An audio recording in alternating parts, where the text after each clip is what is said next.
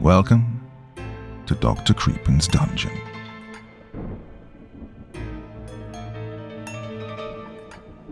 Stories about Navy SEALs and Marines captivate us because they showcase extraordinary physical and mental resilience, bravery, and the human spirit's triumph over adversity. These elite military units operate in high stakes, often life or death situations, which heightens the drama and tension. Their experiences often reflect themes of honor, sacrifice, and teamwork, all of which resonate deeply with audiences. The mystery surrounding their secretive missions, along with the intense training they undergo, adds an element of awe, making their stories both inspiring and thrilling, as we shall see in tonight's two tales of fascination and terror. Now, as ever before we begin, a word of caution. Tonight's stories may contain strong language, as well as descriptions of violence and horrific imagery. If that sounds like your kind of thing, then let's begin.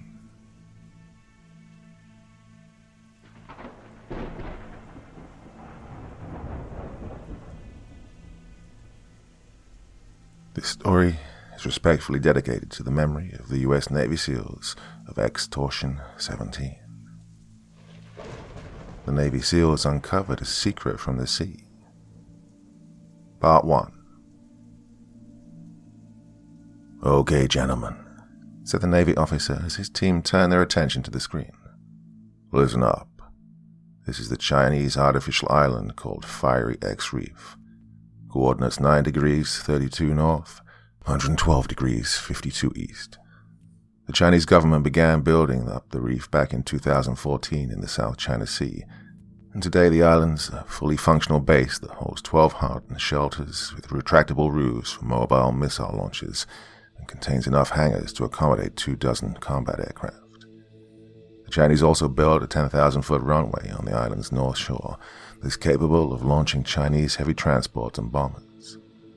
The base's estimated military complement is between 200 to 300 personnel, but can potentially hold up to 1,200 to 1,500. The 8 members of our unit, 2nd Squad, 2nd Platoon, SEAL Team 7, were crammed inside the wardroom of the USS Wyoming, an Ohio-class boomer submarine. The skipper of the Wyoming had secured the space for this classified briefing, and our squad leader for this mission, Lieutenant Jake Wolf, was behind a SIPRnet laptop, which was connected to the projector. The image on the screen showed a narrow, razor-blade-shaped island, roughly 1,200 feet long, running from southwest to northeast in the South China Sea. On the island's northeastern end, an artificial rectangular-shaped lagoon, roughly 4,000 feet long and 3,500 feet wide, was carved nearly a third of the way into the center of the island where, within the bay, docks were constructed which would accommodate several Chinese destroyer-sized warships.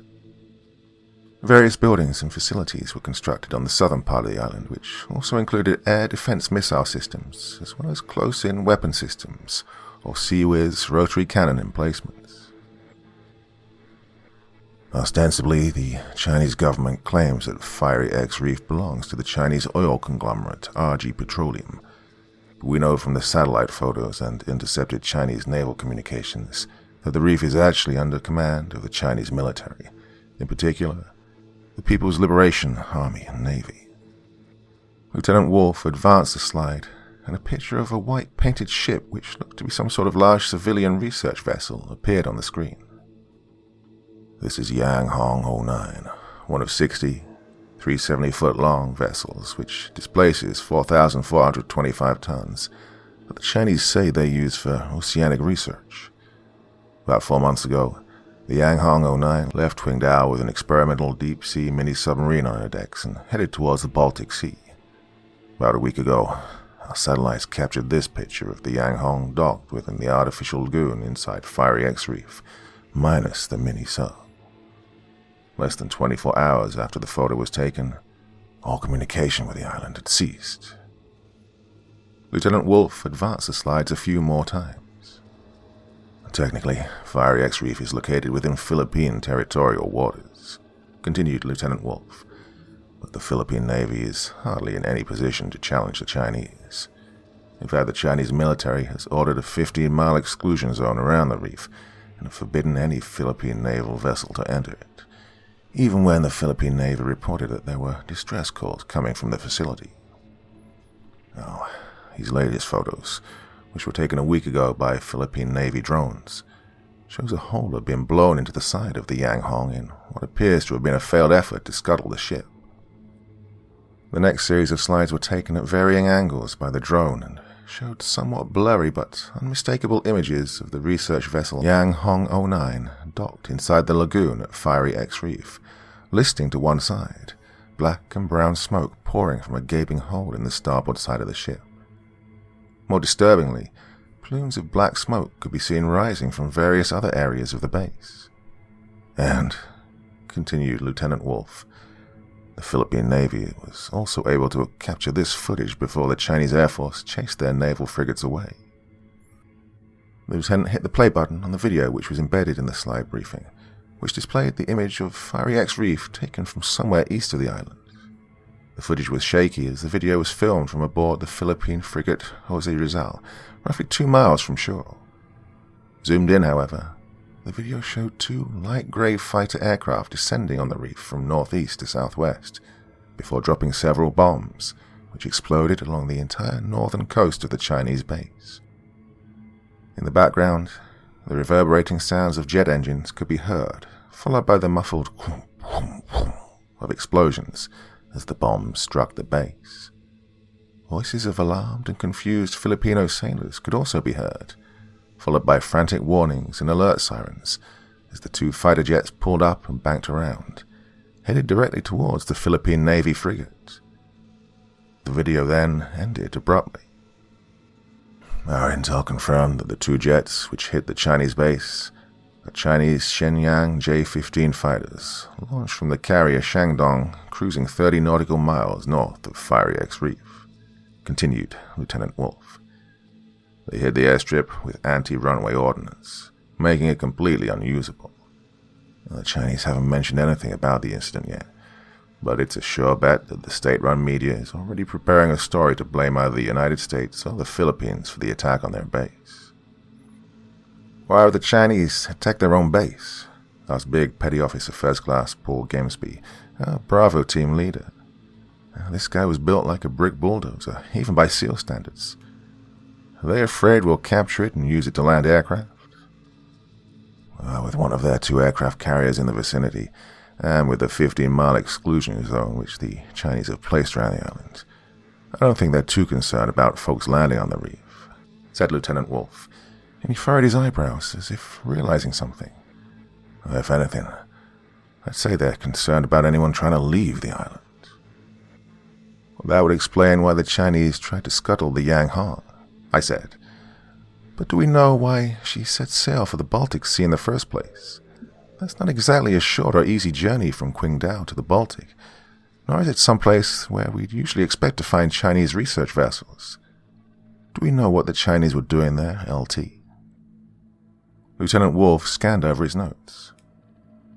We know that the Yang Hong crossed the North Sea into the Baltic Sea 2 months ago, and anchored some 50 miles south of the Åland Islands in the middle of the Baltic between Sweden and Finland. She remained anchored there in international waters for approximately 5 days, with the mini-submarine still on her deck. However, Swedish naval SOSUS sound surveillance systems picked up unusual sonar contacts at a point due north of the Åland Islands, which they didn't recognize as a military submarine, but was definitely some type of submersible craft. You saying that the Chinese may have moved north of the Åland Islands, plopped their submersible into the water, and then moved back south with a fake submersible on their deck? Asked Petty Officer Second Class Harold Johnson. Harry was a running back with the UCLA, but postponed the opportunity for a shot at the NFL to serve as a SEAL first. That would sound like some world-class conspiracy theory shit, Harry, said the lieutenant. But that's exactly what naval intelligence believes. The Chinese knew to be at that exact location right when our satellite passed overhead. Then, after dark, they pulled up anchor to drop off their submarine on the north side of the Åland Islands, before returning to their original position before our satellite passed over the area just in time to get their picture taken with a fake submersible on the deck. Well, assuming that our intelligence data is on point, I said, that still doesn't explain what the Chinese were doing in the middle of the Baltic Sea. What's so important in the waters north of the Åland Islands that the Chinese would want to sneak a submersible there? Good question, Chief, answered the lieutenant. Have you ever heard about the crashed Millennium Falcon that the Swedes found buried in the ocean there? Now, my name is Chief Petty Officer Corey Pretty, United States Navy, and the minute L.T. Wolf mentioned some crashed science fiction spaceship at the bottom of the Baltic Sea, my mind flashed back to my grandfather, Mr. John B. Pretty. Now, Granddad was a sergeant first class who served as an infantry platoon sergeant with the famous 1st Infantry Division during the Vietnam War. And boy did Granddad have some unbelievable stories to tell me about his time in a region of South Vietnam called the Iron Triangle. Now, to tell you the truth, I didn't believe him when he told me those crazy tales before I joined the Navy. Ironically enough, I think he'd be the only one who'd actually believe me if I ever got around to telling this story to anyone. Anyway, Grandpa Johnny had 3 children, all of them girls. Don't get me wrong, by all accounts he adored all 3 of his kids. But only having girls left him endlessly frustrated, as if his beloved gods of war had abandoned him. He wanted at least one son to carry on the Pretty family legacy of serving in the United States Army Infantry, but having no boys, the dream of carrying on our warrior family tradition seemed to have eluded him. Granddad had 6 grandchildren, however, 3 boys, although I am the only one who joined the military. Grandpa Johnny was like a father to me, since my own dad wasn't really around much. When I told him I was joining the Navy to become a Navy SEAL, Grandpa Johnny grunted, "Corey, why the hell do you want to go and be a wet Marine? Haven't I always told you kids that infantrymen hate to get wet? Why do you think the military will never allow women to go into combat?" "Grandpa," I said, "you do know that we have females serving in the infantry, right?" "What?" spat Grandpa Johnny, his cigar flying from his mouth. "Hang on, Corey. You won't believe me that Vietnamese Bigfoot hates commies, but you expect me to believe that we got dames serving in my beloved infantry.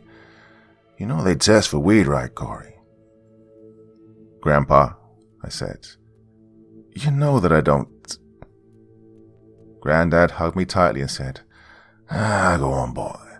Go get out of Ohio. Go be a wet Marine. Get out of here and fall off the back of an aircraft carrier. Whatever the hell you Navy SEALs do." The next morning, Grandpa Johnny Pretty drove me to the naval recruiting station in Akron. The pride in his eyes that day only surpassed 32 months later, when I finally earned the Golden Trident of a United States Navy SEAL at Coronado, California. That was 14 years ago, and although Grandpa Pretty didn't live long enough to see me pin chief rank on, I'm pretty sure he's smiling down on me from heaven as he leads a platoon of boozed-up angels fighting against those damn commie demons. "Come again, LT?" I said. "You said the Swedes found what at the bottom of the Baltic Sea?" "The Millennium Falcon, Chief.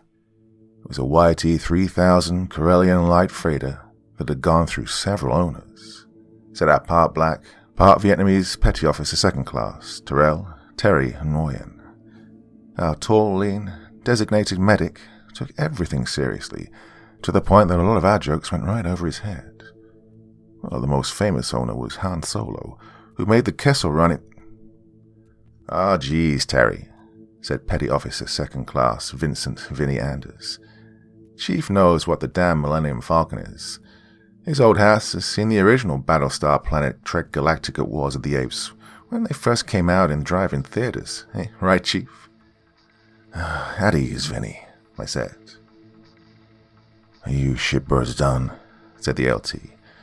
He wasn't mad. He knew that when his SEALs joked, we actually knew how serious the upcoming mission was. I've worked with LT Wolf long enough to know that when he didn't allow his SEALs a little levity, the explosive diarrhea had already hit the fan and shit was messy. So this was not good. "What the media has dubbed the crashed Millennium Falcon," said Lieutenant Wolf, "has also been called the Baltic Sea Anomaly. In 2011, a Swedish dive team named Ocean X were diving in the vicinity, looking for sunken treasure, when they discovered an unusual stone formation 300 feet underwater on the ocean floor. which they described as resembling the Millennium Falcon. It's a name. The popular scientific theory is that the stone structure is some type of antediluvian temple. Antediluvian, said Vinny. That means before the great biblical flood in Genesis, Vinny, I said. Yeah, said Wolf. The structure is antediluvian, which means it's over 5,000 years old, if not older. And we know the Chinese did at least 5 secret dives to the site in a period of 3 years prior to this last major incursion into the area. What prompted them to deploy a full-on research vessel and an experimental mini-submarine for their last trip, though, that's still a mystery. So, they want us to go in and find out what the temple is all about, sir? Asked Petty Officer First Class Darren Hillard, our Alpha Team leader. No, Lieutenant Wolf shook his head. SecDef couldn't give less than 2 shits about sunken temples. The Chinese did all the hard work already. We're going to Fiery X Reef to find out what the Chinese brought back. Now, most operators will tell you that battles are won or lost in the planning stages long before the battle were conducted and the first round was fired. A lot of folks look at us and think that we make shit look easy, but trust me, there is no easy day for a SEAL. The only easy day for a SEAL was yesterday. LT Wolf knew this, which is why he's damn good at his job and why men like me will follow him. Wolf went over in meticulous detail the mission analysis and most recent intel data on our objective, including our assets available, resources available, and the time available to accomplish the mission and extract out the target area. On top of this, we went over our planned courses of action to get into Fiery X Reef, actions on contact, risk mitigation strategies, contingency plans should things go south, and a myriad of other minute details which couldn't be overlooked. Afterwards, LT demanded that every member of his team, including me, the team's senior NCO, back brief him on everything which he'd just discussed in the past 2 hours, to ensure that everyone on the team was on the same page. Despite the SEAL's reputation, we couldn't afford to have Johnny freaking Rambos on the team, pulling lone wolf bullshit and jeopardizing the mission. Okay, gentlemen, you know the drill. If you have a fiancée, girlfriend, or newlywed wife, dump her. If you're an expectant father, deny you're the dad, concluded Lieutenant Wolf. No gooses. No gooses, we all replied in unison. Having been dismissed by LT, the rest of the team got up to leave the wardroom to get some chow. Our newest and youngest member of the team, Petty Officer Second Class Blake Peoples, walked up to me. Well, he was from Ohio, same as me, and was so green that he'd yet to serve in Iraq or Afghanistan. Well, the kid still had some baby fat on him. Hey, Chief, got a minute? I looked at the lieutenant, who said, Go ahead, Chief. I'm going to hit the head and grab a pop. Back in 3. I nodded. Okay, Blake. You got me for 3. What's up? I was just curious, said Petty Officer Peoples, as he waited for the LT to leave the wardroom. What does Lieutenant Wolf mean when he tells us to break up with our wives or girlfriends right before our mission? I mean, he's not being literal, is he? And why does everyone say, no gooses? Jeez, Blake, I laughed. You've never seen Top Gun. Tom Cruise, Kelly McGillis, the guy who played Batman. You ain't ever seen war movies? Yeah, Chief, said the young SEAL. I mean, I like war movies. Saving Private Ryan, Black Hawk Down, you know, that kind of shit. I just can't get into the Hollywood war movie crap where the hero always comes home at the end. Well, not always, I said. The hero most definitely doesn't always come back home at the end. You see, in Top Gun, Tom Cruise didn't fly the Tomcat alone. Maverick had a RIO, or Radio Intercept Officer, aboard his F-14, also known as the Gearboy guy in back. That guy's name was Goose, and he'd just gotten married and had a kid, or some shit like that. Guess what happened to him? He died, said Petty Officer Peoples. Splattered all over the canopy of his Tomcat during ejection, I replied. Same thing happened to the newly married guy when Charlie Sheen made that god-awful Navy SEAL movie out of Little Creek. Charlie Sheen made a Navy SEAL movie? Said Peoples. Yep, it sucked hard, I answered. I'm talking sucked hard like a golf ball through a garden hose. I recall that they fire a Stinger missile from inside of a moving vehicle at a tank or some stupid shit like that. Anyway, the point is, the newly married bachelor or the foob that's getting ready to be a dad for the first time always gets his ass handed to him. So, if we break up with our significant other, or if she's pregnant and we deny it's our kid, we sort of break that curse, said Peoples. Well, that's how it works, I replied. Does it really work, Chief? I smiled. Well, I did a combined 6 tours to Iraq and the GAN with the LT, and you know how many guys we lost? We lost one. His name was Goose. Or rather, his name was Guzman. Let me guess, Chief, said Peoples. Guzman was just married and found out he was going to be a father right before he deployed. You got it, kid, I said. Ever since then, the LT has been having everyone break up or divorce their significant other and abandon their kids before every op. He doesn't mean it literally, unless that's what you literally had to do to keep your head in the game without getting it shut off.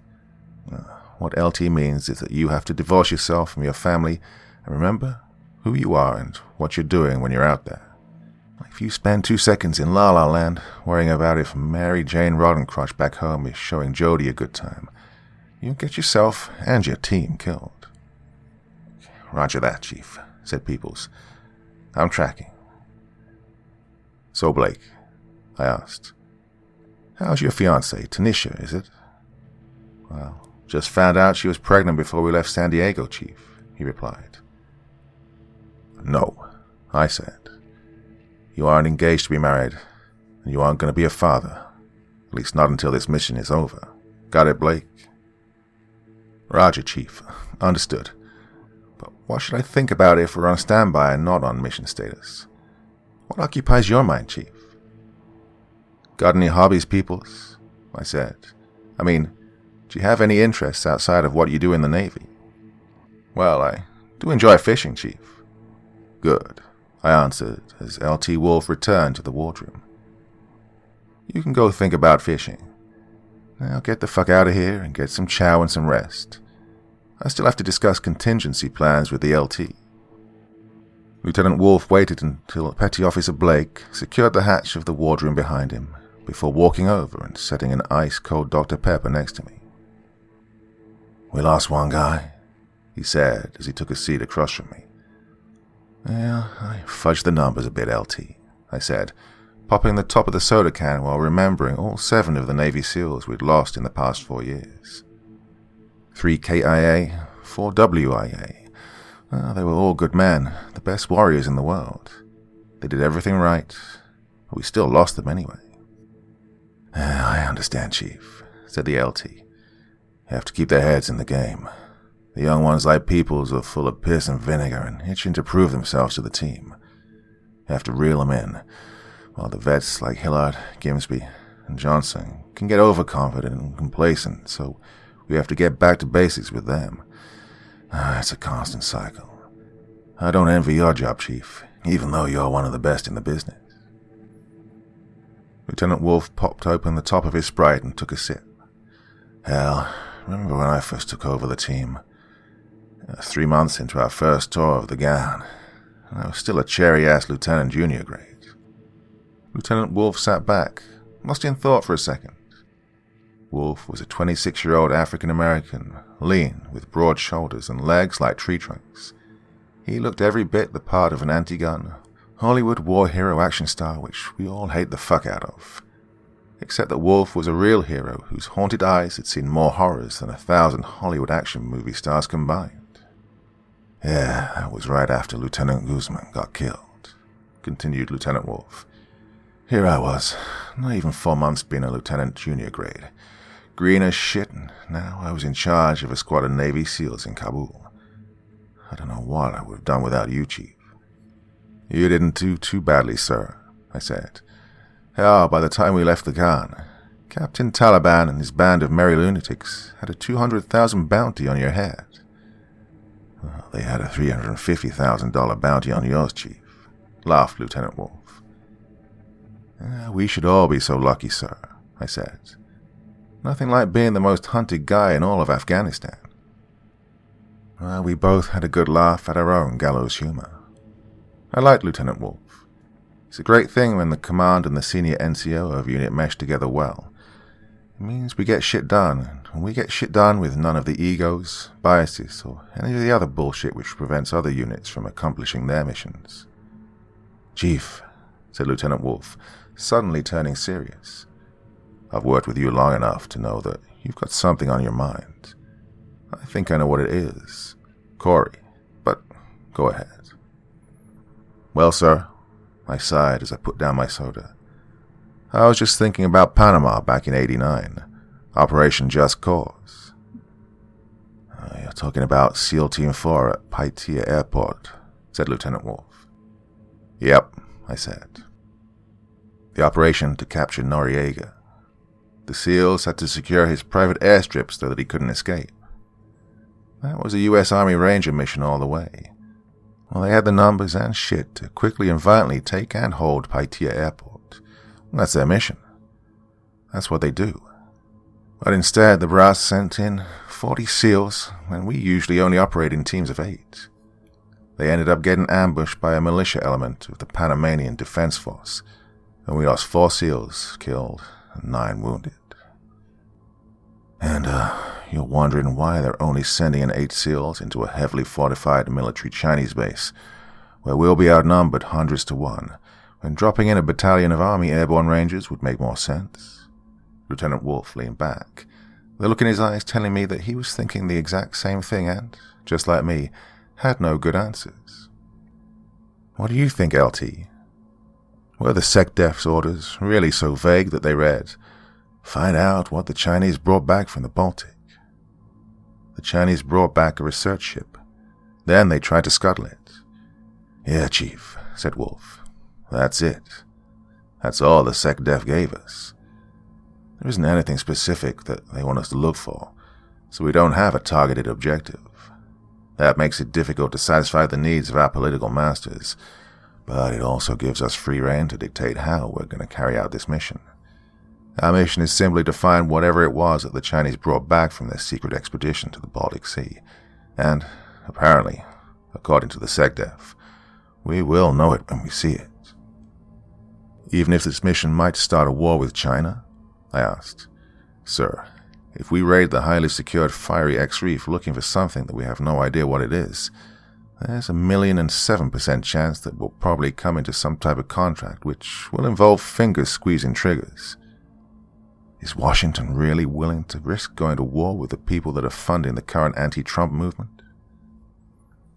Well, apparently they are, conceded Lieutenant Wolf, taking another sip of his Sprite. But you have to admit, Chief, we've received far more vague reports than this in the past. Remember when the politicians told DevGru to send us into Pakistan to look for some tall guy with a beard? Well, yeah, we've had our fair share of bullshit missions based off of half-assed intel, I answered. But, to tell you the truth, sir, if I'm going into a secured Chinese military facility in the middle of the ocean to look for something that they brought back from a frickin' crashed Millennium Falcon at the bottom of the ocean, I'm going in looking for Chewbacca. Chewbacca, said Lieutenant Wolf with a dour smile on his face. Chief, if I'm going to search for what the Chinese brought back from the Millennium Falcon, I'm looking for Princess Leia. Well, can you believe that shit? That was the extent of our mission. Go into a place where you're outnumbered 20 to 1. Go find something. We didn't know what the fuck the something was, but you better not damage it, whatever it is. Somehow get the fuck out of the hole we sent you into. Bring whatever the hell it is back. Then go disappear and shut the fuck up for a few years, until you write a book that becomes a bestseller at Barnes & Noble. Yep. Welcome to SEAL Life 101.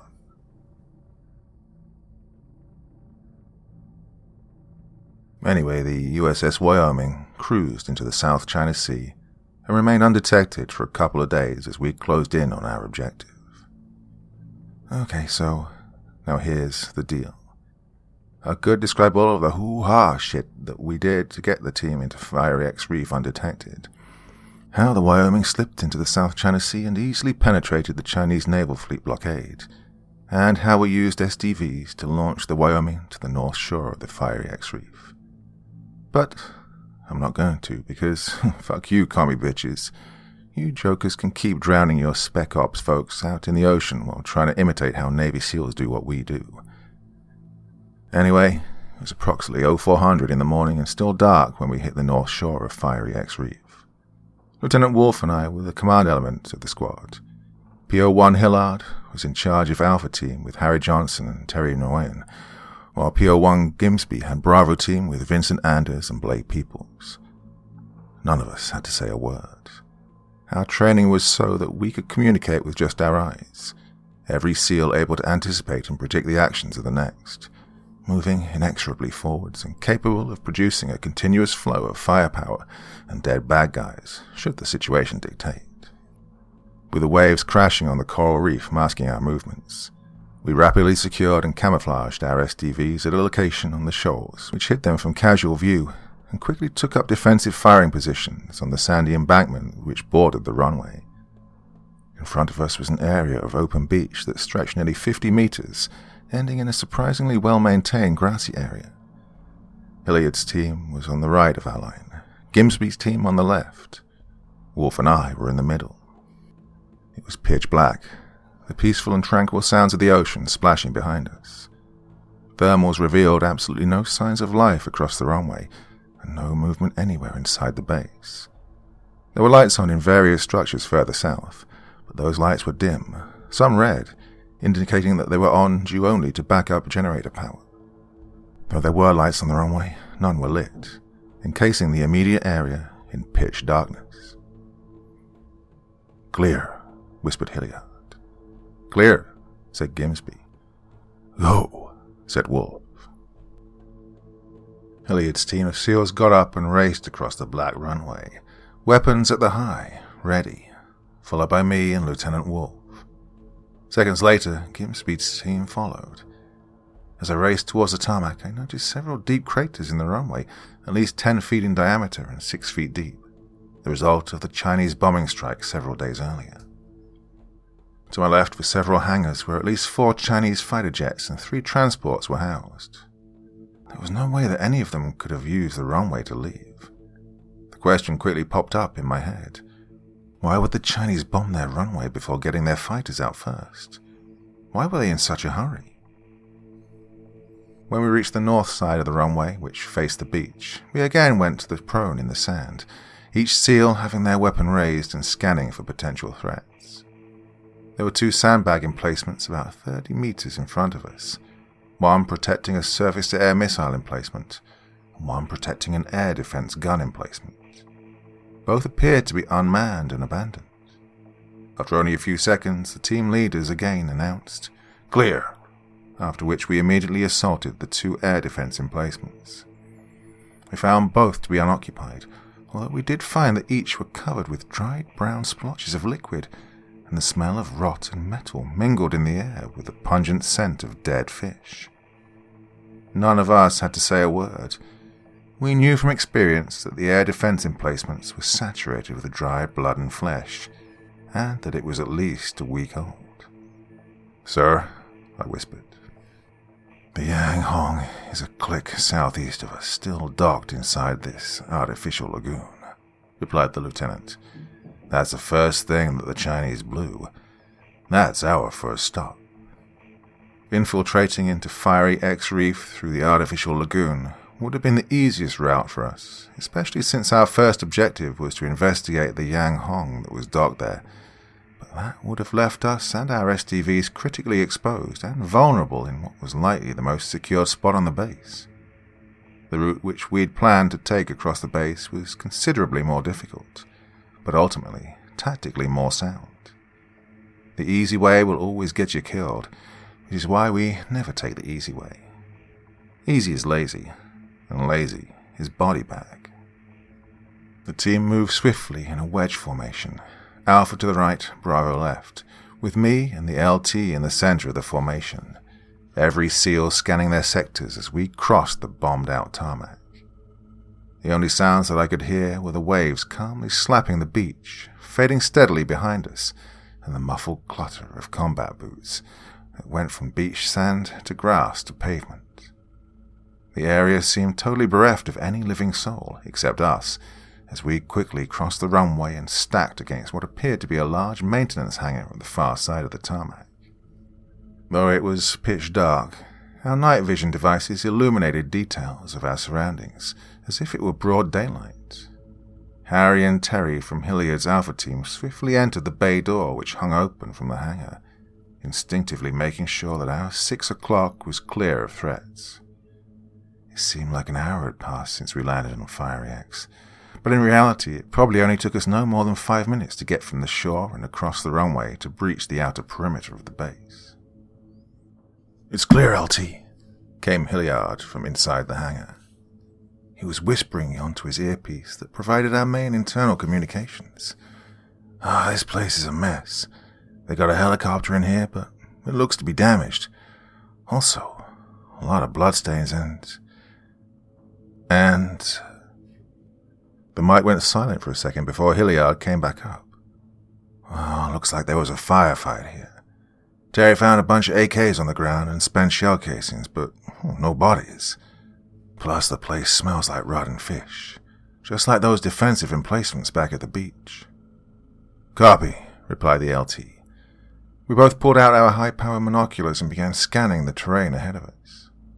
The team was at the southwest corner of the hangar, looking roughly east across another sandy open danger area, about 50 meters wide, before it hit an auxiliary runway which ran parallel to the main runway.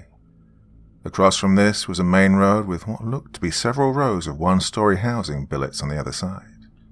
Several of the doors to these buildings were wide open, a few dim red lights showing from within. Behind them were several other two-story buildings, these more spaced out. "What you got, Corey?" asked the LT. "Control tower inside buildings 200 meters right. Barracks and operations buildings 100 meters direct front. No movement." "No movement to the lagoon," whispered the lieutenant into his earpiece. "Main observation tower is north of here. Looks like 2 random structures and a weather radar station located at the mouth of the lagoon. No movement detected there. Bound to be the barracks area. Bravo, move." The entire reef was as flat as a postage stamp, with structures spaced far and wide apart. It was going to be like sneaking across the deck of an aircraft carrier. Gimsby's team raced forwards across the open area, then took cover halfway across, providing cover as the rest of us sprinted the rest of the way to the cover of the barracks area. As I closed in on the barracks, I could see that some type of firefight had taken place here as bullet holes pockmarked the concrete walls and shattered windows. Again, dry blood, flesh, and the stench of rotting fish was everywhere. Once we'd secured the perimeter, Gimsby's team dashed the rest of the way to regroup with the team. In less than 3 seconds, the team had established a tight perimeter with 360-degree security around us. "Where are the bodies?" I whispered. "There are signs of a fight, but no bodies." "They couldn't have just gotten up and left," said Hilliard. He was at my shoulder, peering around a corner of the barracks building, his MK-14 EBR up and searching for targets. Most of the team carried Heckler & Koch HK-416 battle rifles, but I preferred my trusty M4 with M203 40mm grenade launcher attachment. "Well, LT?" I knew that the LT and I were thinking the same thing. Where were the bodies? Where was everyone? Up to now, this was way too easy. As Murphy's Law of War states, if your advance into enemy territory seems too easy, it's a trap. "Okay," he said, checking his watch. "We're actually ahead of schedule. Gimsby, your team check this barracks out for any bodies or survivors. Hilliard, your team check the one on the left. Chief and I will take the one on the right. Back here in 3 mics. Move." Unlike the other barracks buildings, the barracks door which LT and I were checking out was closed, although I could see a dim red light through the small broken window set in the door. I went in first and faced a long, dimly lit corridor the air reeking of death and rotting fish. I swept right down the corridor while Lt. Wolf swiftly entered the corridor to the left. There were 4 sets of double doors lining each side of the corridor, while the entrance door at the far side of the corridor was wide open. Going through the first set of doors to my right, my night vision devices revealed that this was a bay room, roughly 20 feet wide by 50 feet long, lined with simple lockers and narrow bunk beds. Military clothing and gear littered the space, along with personal shower and toilet articles, although the beds were relatively neat and made up. It looked as if the inhabitants of this bay had left in a hurry, but I saw no signs of a struggle or blood. There was a strong scent of decay and rotting fish in the air, but it wasn't emanating from this room. I backed out of the bay just as LT came out of the opposite bay room. "It's a true bay," whispered Lieutenant Wolf. "Messy, but no signs of a struggle." "Same here," I said. "Wrecked, like a drill sergeant threw shit everywhere, but no casualties." We quickly went up to the second set of bay doors, but the results were the same. The 2 bays were messed up, bunk beds turned over and several windows smashed out. But no signs of casualties, although the smell had got worse.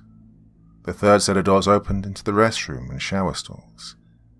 I found large splotches of dry blood in a couple of the shower stalls, and bloody handprints, as well as pulled-down shower curtains, but, again, no bodies.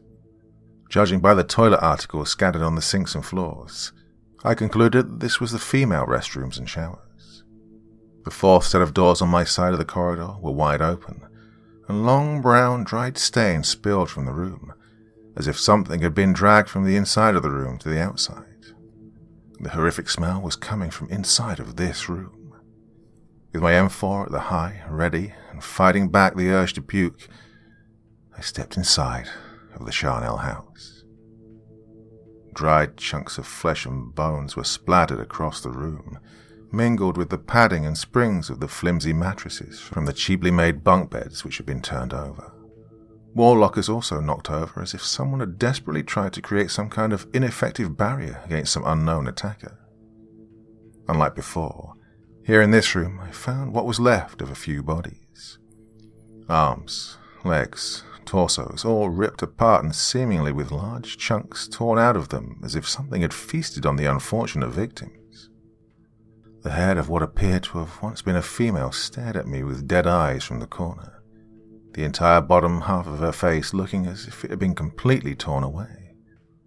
I was glad that I could only see the grisly details from within the limitations of my night vision goggles, which showed things in various shades of green.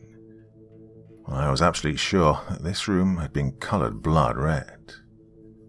I took a step back and was startled to run into a body. "Holy shit," whispered Lieutenant Wolf. "What the hell happened here?" "Looks like some folks tried to create a barrier to hide behind," I shuddered. "Oh, looks like it didn't work," answered Wolf. "Whoever did this dragged the remains outside," I whispered. "Look at the blood trails." We followed the trail of thick blood and gore out the back door and into the street. I was grateful to be out of the stench of that stifling barracks and in the relatively fresh night air. We linked up with the other 2 teams. Each of them also reported discovering the horrific carnage which overcame the unfortunate people who'd stayed inside these barracks, but finding no evidence of what violently did these people in, except for the thick bloody drag marks which seemed to come out of each barracks building. We also observed bloody drag marks that emerged from the multi-story buildings behind the barracks. Whatever had happened to these people had happened quickly, with only very few of them seemingly prepared to defend themselves. "All those blood trails seem to be heading in the same direction, LT," I said. "Yeah," Lieutenant Wolf nodded. "They're all going in the direction of the lagoon. Okay, let's move out to the Yang Hong. Alpha, take point. Try to stick to the shadows. We can't assume that we're alone on this reef." Iliad's team led the way across the concrete pavement, sticking to the cover of buildings where they could, but the far spacing between structures left us exposed in the open most of the time. Still, we remained unmolested as we came to yet another empty hangar at the end of the auxiliary runway. We were close to the lagoon now, only 400 meters away or so, when Hilliard's team reached a main intersection in the road. All of a sudden, Petty Officer Nguyen stopped and kneeled in front of a large street sign at the side of the road, with arrows written in Chinese pointing in different directions attached to the pole. Without having to say a word, the rest of the team went prone, weapons facing out, while I rushed forward to where Nguyen and his team leader Hilliard were kneeling. "What you got, Terry?" I whispered. "Hey, Chief," said Nguyen. "This is supposed to be a military base, right?" "Yeah, or at least that's what we were told."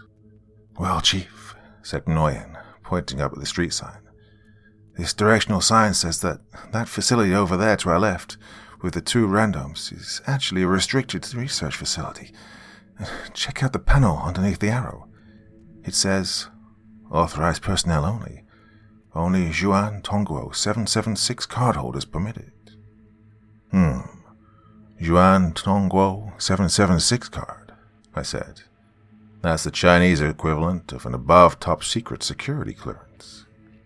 I looked in the direction that the arrow was pointing, where a narrow road ran parallel to the lagoon and ended about half a click away at the compound at the extreme eastern part of the reef, where the mouth of the lagoon opened into the sea.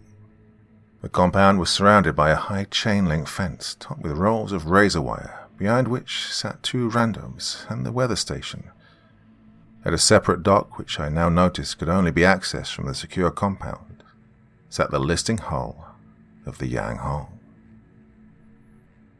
Minutes later, Lieutenant Wolf had us in an office on the 2nd floor of the hangar, looking out over the lagoon. Surprisingly, there were a few white lights still on at some parts of the compound in which the research facility was located, meaning that some generators were still running there. We scanned the target area for a few minutes, looking for any sign of movement. Despite having a relatively clear path up to this point, the LT wasn't taking any chances, nor was he going to lead his men into the trap due to complacency. "Well," he said, taking his monocular from his eyes as he ducked down behind the windowsill, "I still don't see any movement, but from this vantage point, looks like the majority of the fighting took place at the research facility compound." Both Gimsby and Hilliard scanned the area using the powerful scope of their advanced battle rifles. "Yep, no movement here either, though I can see where the fencing on the side closest to the lagoon had been ripped down," whispered Gimsby. "It's bent inwards, like whatever tore it down tried to get in from that side." "The main front gate to the compound is also torn down," added Hilliard. "Only the gate looks like it was forced outwards, as if they were trying to get out of the compound." "Well, I guess this answers the question of why they only sent in 8 SEALs instead of a battalion of Rangers," I said. "Do you suppose that Hire suspected that this base would be deserted and didn't tell us, LT?" "Wouldn't surprise me, Chief," the lieutenant responded. "So, wait," whispered Peoples. "The SecDef and folks in Washington would send us on a highly classified mission without giving us all the intel that they have?" "New guys catching on," chuckled Anders. "Sometimes, man, the folks in charge only have partial intel or incomplete data. In those cases, we'd be sent in with orders to either verify the intel that they have or disprove it. Or, in this case, to steal it," said Peoples. "We don't steal, Peoples," I corrected. "The Navy SEALs never steal."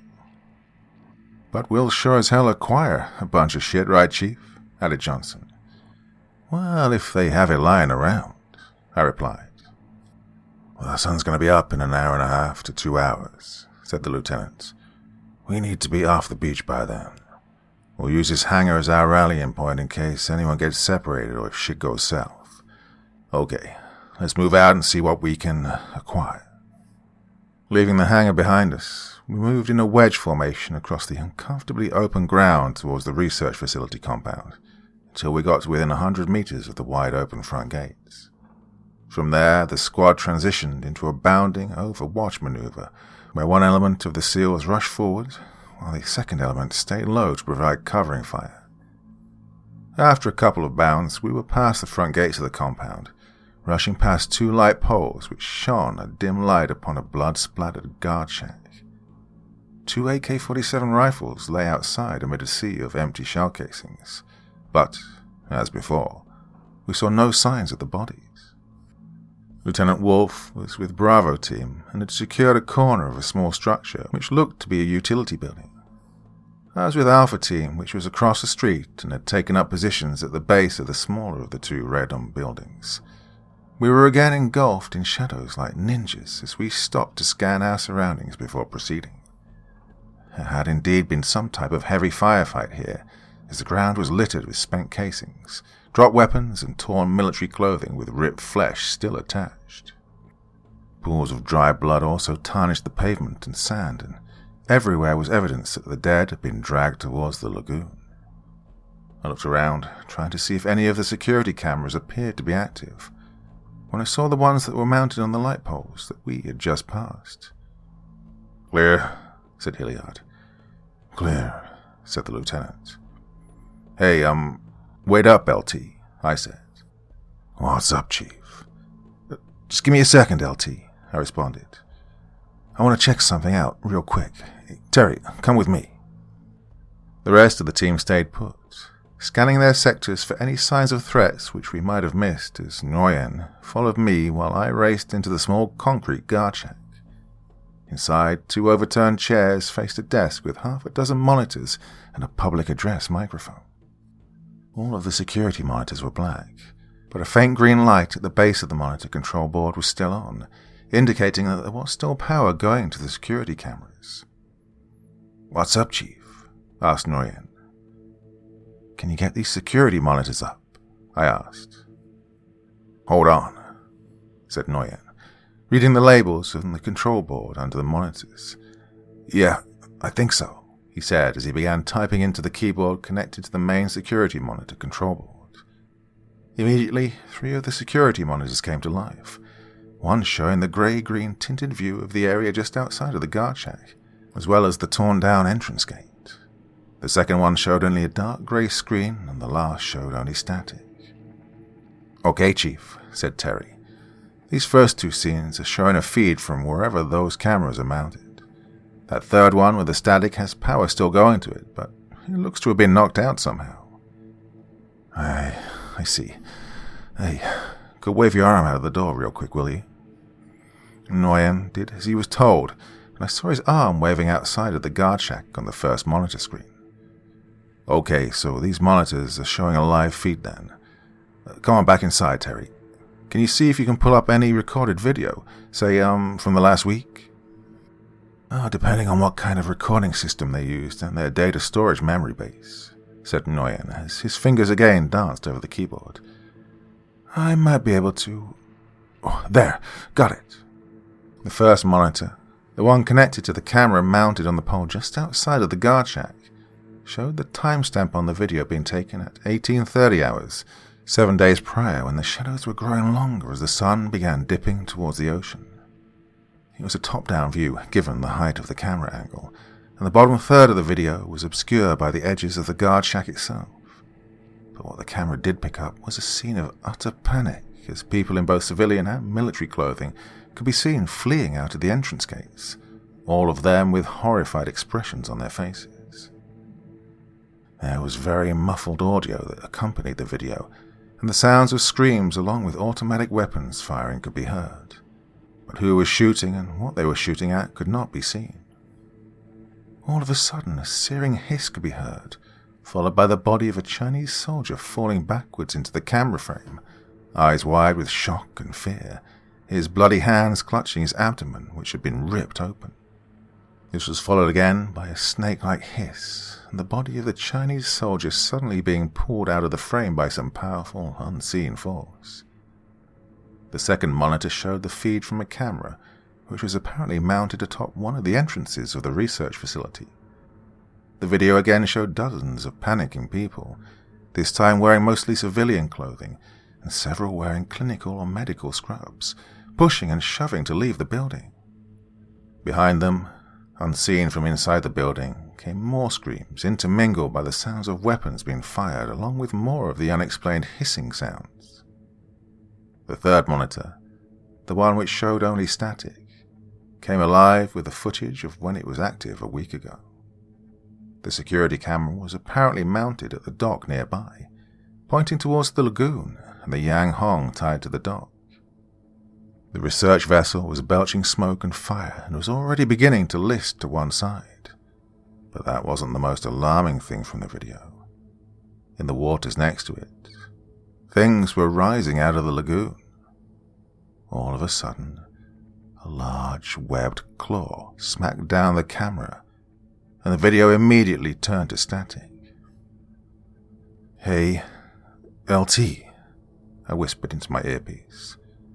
"You need to come see this."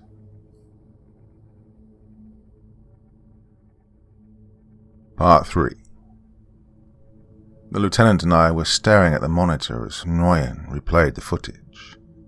There were at least 10 other things rising out of the lagoon, but the bubbles and rippling coming from the water behind them indicated that there were many more coming to the surface. The things were hunched over and stood about 6 to 7 feet tall. They were colored in mottled shades of dark olive and brown, humanoid in appearance and looking to be an unholy amalgamation of aquatic creatures. Their bloated bodies and heads looked like that of a horned toad, their thin but muscular arms and legs ending in large, flat, webbed hands, and feet at least 2 feet wide, which ended in claws. A large spiny dorsal fin extended from the top of their toad-like heads and ran down their backs, ending at their lower back where it turned into a large caudal fin that was flat like that of a dolphin. Lieutenant Wolf exhaled as the monitor went to static again. "Terry, can we get a copy of the video footage?" said the LT. "Not from here, sir," he answered. "The actual video feed recordings are probably stored at a separate location. Probably a main security room somewhere in this facility." "Okay," said the LT. "Let's get everyone in here to get a look at this. The mission hasn't changed, but at least we have some idea of what we're supposed to be looking for." In a few minutes, everyone on the team got a look at the video footage and had seen what we were up against. With everyone's weapons at the high ready, I led the team down the street past the 2 research facilities and down to the docks where the gates had been crushed inwards. The Yang Hong was still there.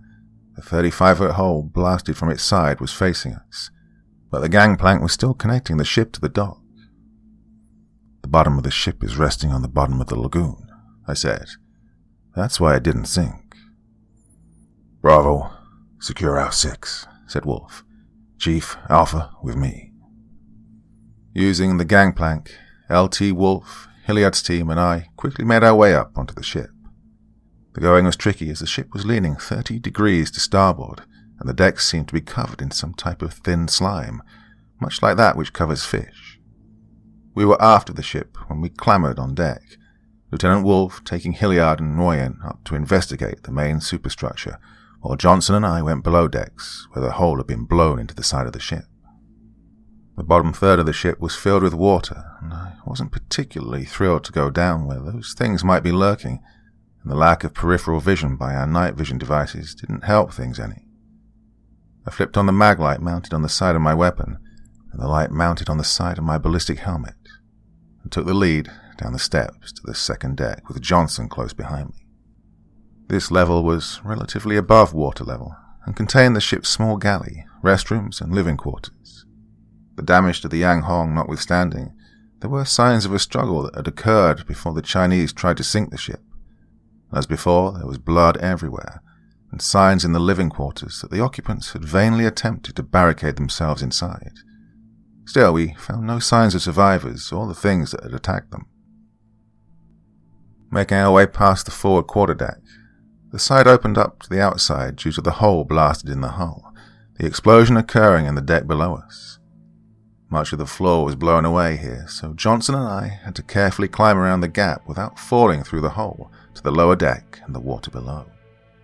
Once across, we passed the restrooms and, now near the front of the ship, we entered a relatively large medical bay where we encountered the greatest signs of carnage and savagery. Lab equipment, monitors, vials, and surgical tools were not only violently thrown apart, but smashed and deliberately destroyed. "Hey, Chief." Lieutenant Wolf's voice came over my earpiece. We got nothing up here. A lot of scientific research equipment, but all purposefully destroyed. Computer towers, hard drives, everything regarding what the Chinese were looking for has either been removed or destroyed. This place has been sanitized of anything we can use. Yeah, I said. This deck is the living quarters, and it looks just like the barracks. Signs of a struggle, blood, but no solid intelligence that we can use. We're in the medical bay now. It's trashed, but... "Chief, look here," said Johnson. He shone his light on a gurney laying on its side on the floor. "Hey, sir," I said. "I'm looking at a medical bed here with heavy restraints attached to the sides. Those restraints have been ripped off their mountings." There was a hesitant pause before Wolf said, "Okay, I understand. Let's get out of here. There's nothing for us to find here." "Hey, sir." It was Gimsby's team outside. "We got eyes on a light up in the second story of the larger research building. Looks like someone shining a flashlight down at the ship." "Okay," said Wolf. "Keep your eyes on. We're done here, and we'll be out shortly." A few minutes later, the team had rallied at the fence and was moving towards what we assumed was the main research building. The glass double doors of the main entrance were broken, the heavy doors hanging open on their metal hinges. Upon entering the building, Bravo team swept left across a wide lobby littered with papers, broken glass, spent shell casings, and dried pools of blood, while Alpha swept right, weapons at the high ready. By this time, we'd switched to white lights on our weapons and our helmets, giving ourselves better illumination. "Clear," said our team leaders. The random we were in was approximately 150 meters in diameter, and 2 sets of steps wound around the sides of the facility up to the second floor. Ignoring the rooms on the first floor, I led Bravo up the left-hand set of steps, while LT led the rest of the team up the right side. Once on the second deck, our 2 teams circled around the corridor, checking and clearing rooms that we passed until we came to a set of double doors which, curiously, had a heavy wooden desk and file cabinet stacked in front of it, as if someone were trying to keep something inside of the room. With no words needing to be said, Big Petty Officer Gimsby quickly stepped forward and shoulder-tackled the 3 filing cabinets and desk, shoving them aside but creating a teeth-shattering screech as the heavy impediment slid across the tile floor. The second that Gimsby cleared the door of obstructions, I was the first one through, followed closely by Hilliard and his team. We were immediately greeted by a high-pitched scream. I shone my light down on a Chinese female wearing a soiled laboratory coat lying on the ground, a fading flashlight next to her on the floor. She was wearing a dark blue skirt which didn't hide a nasty-looking scratch on her upper left thigh. She'd apparently tried to bandage it with strips of her clothing. "United States Navy SEALs, ma'am," I yelled. "Are you alone? Where are you hurt?" Behind me, Terry Nguyen repeated what I said in Chinese. The Chinese female held up her hands to shield her eyes from my light. "My name is Huai Zhang. You're English Americans? I can speak English." Tears flooded the young lady's eyes as she pressed her hands together in gratitude. Thank you. Thank you for coming to rescue me. I wasn't able to get out with the rest after one of the mayors scratched my leg. My colleagues barricaded me inside this room. I don't even know for how long. I'm a research biologist. I can help. Something is wrong. I feel wrong." The research biologist, probably in her mid-20s, looked up at me with wide, pleading eyes. She was emaciated and dehydrated, and the room reeked of bodily waste. "Please, I'm very thirsty. Have you any water?" I reached behind me and pulled a canteen from out of my pouch and carefully approached the girl, her eyes grateful. The scientist raised her hands towards me. "They took all of the data with them and tried to destroy it when the Mears came up out of the sea. But up there, on the counter, my laptop, A small hole appeared in the middle of Zhang's forehead, though the back of her head was completely blown away. She was just an empty face with no head behind it. "Peoples!" I yelled. "What the hell?" "Her hands, Chief. Peoples replied, moving forwards with his rifle raised and pointed at the young female scientist he'd just killed. The fuck is going on with her hands? Look, said Johnson. What the hell's going on with her body? We all watched in shocked silence as her arms and legs slowly darkened and grew scales. Her body expanded rapidly, the scientist's clothes ripping and falling away as dorsal fins emerged from her bloated head and legs. In less than a minute, what was once Hu Zhang was gone, and in her place lay one of those aquatic horrors that we'd seen in the security footage. Johnson lowered his rifle. Damn, it's my cheating ex-wife, only prettier. Shit, Chief, said Nguyen. Did she scratch you? I looked down at my arm. As she was changing into that thing, she'd managed to nick the part of my uniform sleeve covering my right forearm, causing a small rip, but fortunately just barely scratching my skin. Oh, I'm fine. She didn't even break the skin. Let Terry disinfect it, Chief, said the LT, just in case. As Nguyen began cleaning and disinfecting what amounted to a minor scratch on my arm, our tech guru, Vincent Vinny Anders, went to the laptop which the scientist had pointed to. The room we were in was in total disarray. It appeared to serve as some type of operations center, with 2 of the 3 rows of tables and chairs knocked over. Paper littered the room as if the Chinese were trying to grab up as many notes and documents as they could before they fled. Okay, I'm in, said Vinny, but the battery's low. Terry, you want to see what you can find? Nguyen, who was moderately fluent in Chinese, patched me up quickly and we joined the LT and Vinny at the laptop. Nguyen's fingers danced over the keyboard before he found something useful. She's got a lot of files here. Most go way over my head. Oh, wait, here. She kept a file of personal notes. Okay, hang on. Okay, here we go. Research ship Yang Hong deployed 3-man submersible to the anomaly. Ah, look. The Chinese call it the Crash Millennium Falcon 2. Okay. Submersible recovered. 3-man crew had encountered some type of biological organism at the target area. 2 crew members deceased, 1 injured. Right, let's see.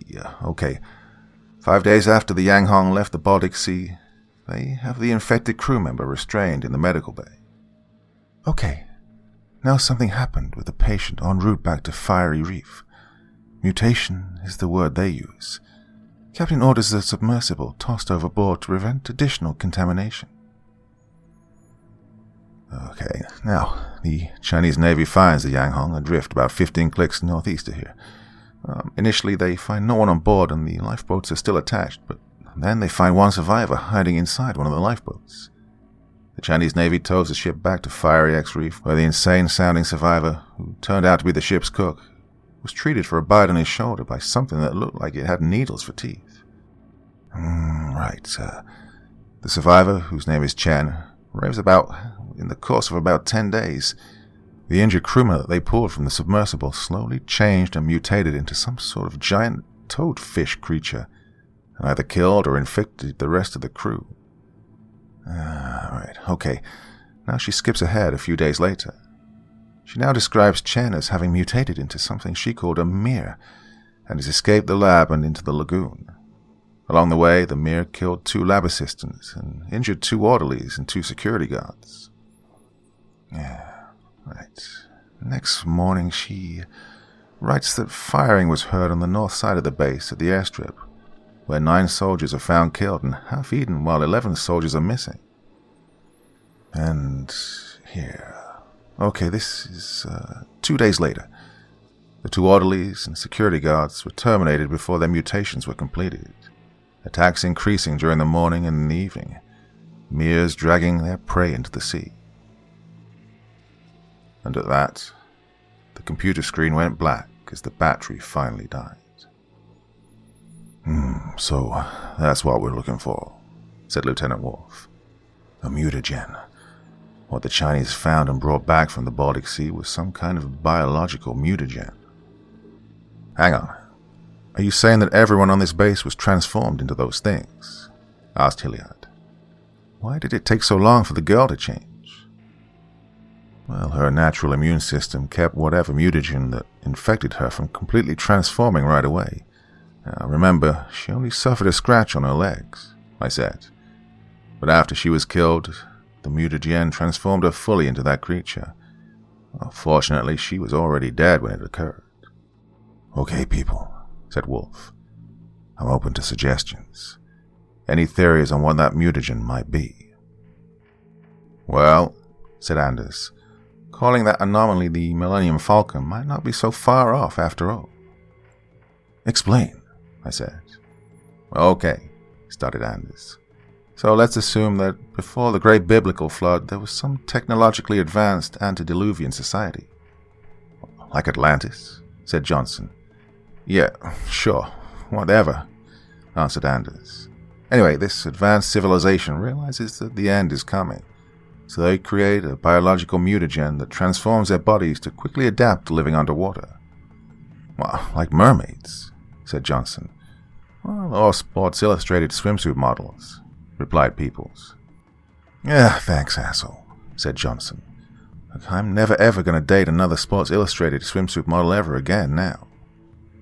Wait, if they transformed on land, then made their way into the sea, said LT. That probably means that they're amphibious. And that would mean that their first order of business would be to try to spread the mutagen as far and as wide as possible, I agreed. That's why the Chinese have been trying to isolate this reef in the first place.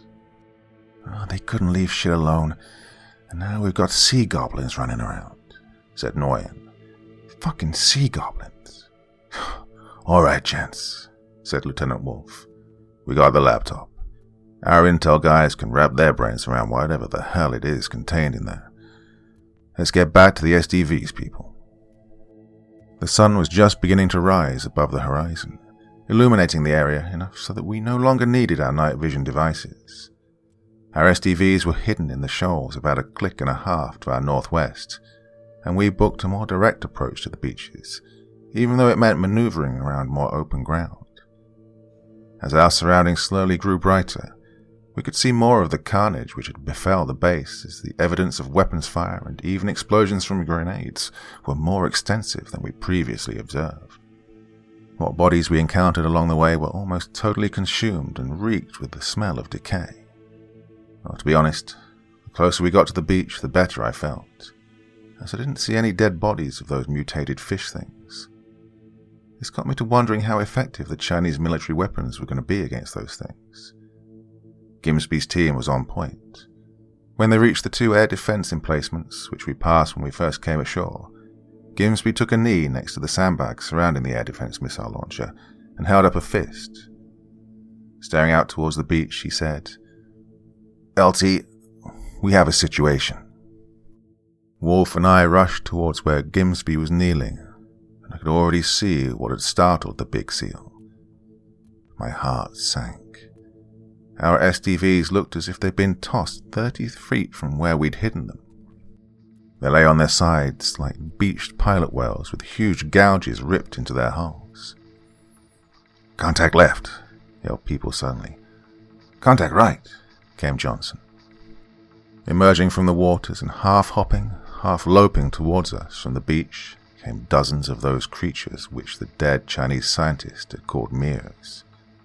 Their eyes were completely black, and the gaping maws of their toad-shaped heads hung open, revealing row upon row of teeth, shaped like curved needles sunken into their fleshy gums. The reek of dead fish poured from their mouths as hissing sounds bellowed up from their gullets, making the beach sound like a pit of vipers. Weapons free, yelled Lieutenant Wolf as he brought his rifle up, flipping the lever to fire, and firing a burst of 3 rounds into one of the mutated creatures that was steadily approaching our position. On cue, the rest of us opened up on the things which were no more than 50 to 100 meters away, pouring hundreds of well-placed shots into the heads and torsos. We're hitting them, but they're not dropping, yelled Hilliard, who was off to my right, his heavier caliber enhanced battle rifle barking loudly as he took his shots. And he was right. I had already put 12 5.56 rounds into the creature nearest me, and while it was taking chunks out of its body, the thing was barely slowing down as more of the things crept up behind it. It became immediately evident that we might be able to kill these things, these mirrors, but we were on open, flat terrain on the beach, and the creatures, of which there were easily 100, were beginning to outflank and get behind us. "LT," I yelled. "We're too exposed here." "Fall back to the rally point," ordered Lieutenant Wolf. "Get back to the hangar we were in earlier." I hit Gimsby on the back of his shoulder and yelled, "Move!" He got up and bounced back along with Anders and Peoples as I kneeled and launched a 40mm high-explosive grenade into a gaggle of 3 of the things at 75 meters. My tube gave a satisfying poof as the round fired, and a second later I was rewarded with the sight of one creature absorbing the shot, the resulting explosion obliterating it and those closest to it. So they can die, I thought as I turned and sprinted back to join the rest of the team. I saw that we dropped about a dozen of the creatures, and several of the others stopped to devour those we'd killed. But more of them were emerging from the waters as the lieutenant directed us across the sandy beach to an olive-colored, expandable trailer which had a radar placed next to it, with the dish still slowly spinning. The team formed a hasty perimeter around the emplacement while the lieutenant grabbed Nguyen and pulled him into the expandable trailer. I took up a firing position at the door, turning to see that, although the mere creatures were bulky and ungainly, they still loped along at a steady pace of a slow jog. They'd reach our position in a matter of minutes. "What's up, LT?" I yelled from the door. "This is the remote control station for those air defense emplacements," answered Wolf. "Still has juice run into the weapon control systems." I looked at the slowly rotating tracking radar as Wolf said, "Terry, can you translate what I'm looking at here?" "Yeah, boss," answered Nguyen. "This is the master arm switch. That locks the sights. This controls the gunned weapon systems, and this is the master arms control." "Nothing's happening, Terry," said the lieutenant, who was at a control station with a remote camera and a joystick. On the monitor I could see that he was attempting to target a mass of the creatures that were just clambering ashore. "Hang on, sir," said Nguyen. "I forgot to hit the manual override." The manual override switch armed. The picture on the monitor screen moved as the lieutenant sighted in on his targets, much like a first-person video game shooter. Looking back across the beach, I saw the emplacement 50 meters away, where the air defense gun suddenly began traversing towards the approaching mutated horrors. It was traversing slowly, probably because the backup batteries were failing. But eventually the lieutenant got the shot alignment he was looking for. The weapon came to life as the rotary cannon spit forth a deadly torrent of 130mm high-explosive rounds at the creatures, followed shortly by the reverberating sound of a buzzsaw which echoed across the beach. At least 50 of the things lay dead or dying on the beach, while many of their companions stopped to consume their flesh. However, though their advance had stopped briefly, those creatures which remained continued their inexorable approach to our position. The rotary cannon fired again, but stopped after a couple of seconds. "Shit," yelled Nguyen, looking at a red light flashing on his control station. "The battery power's too weak.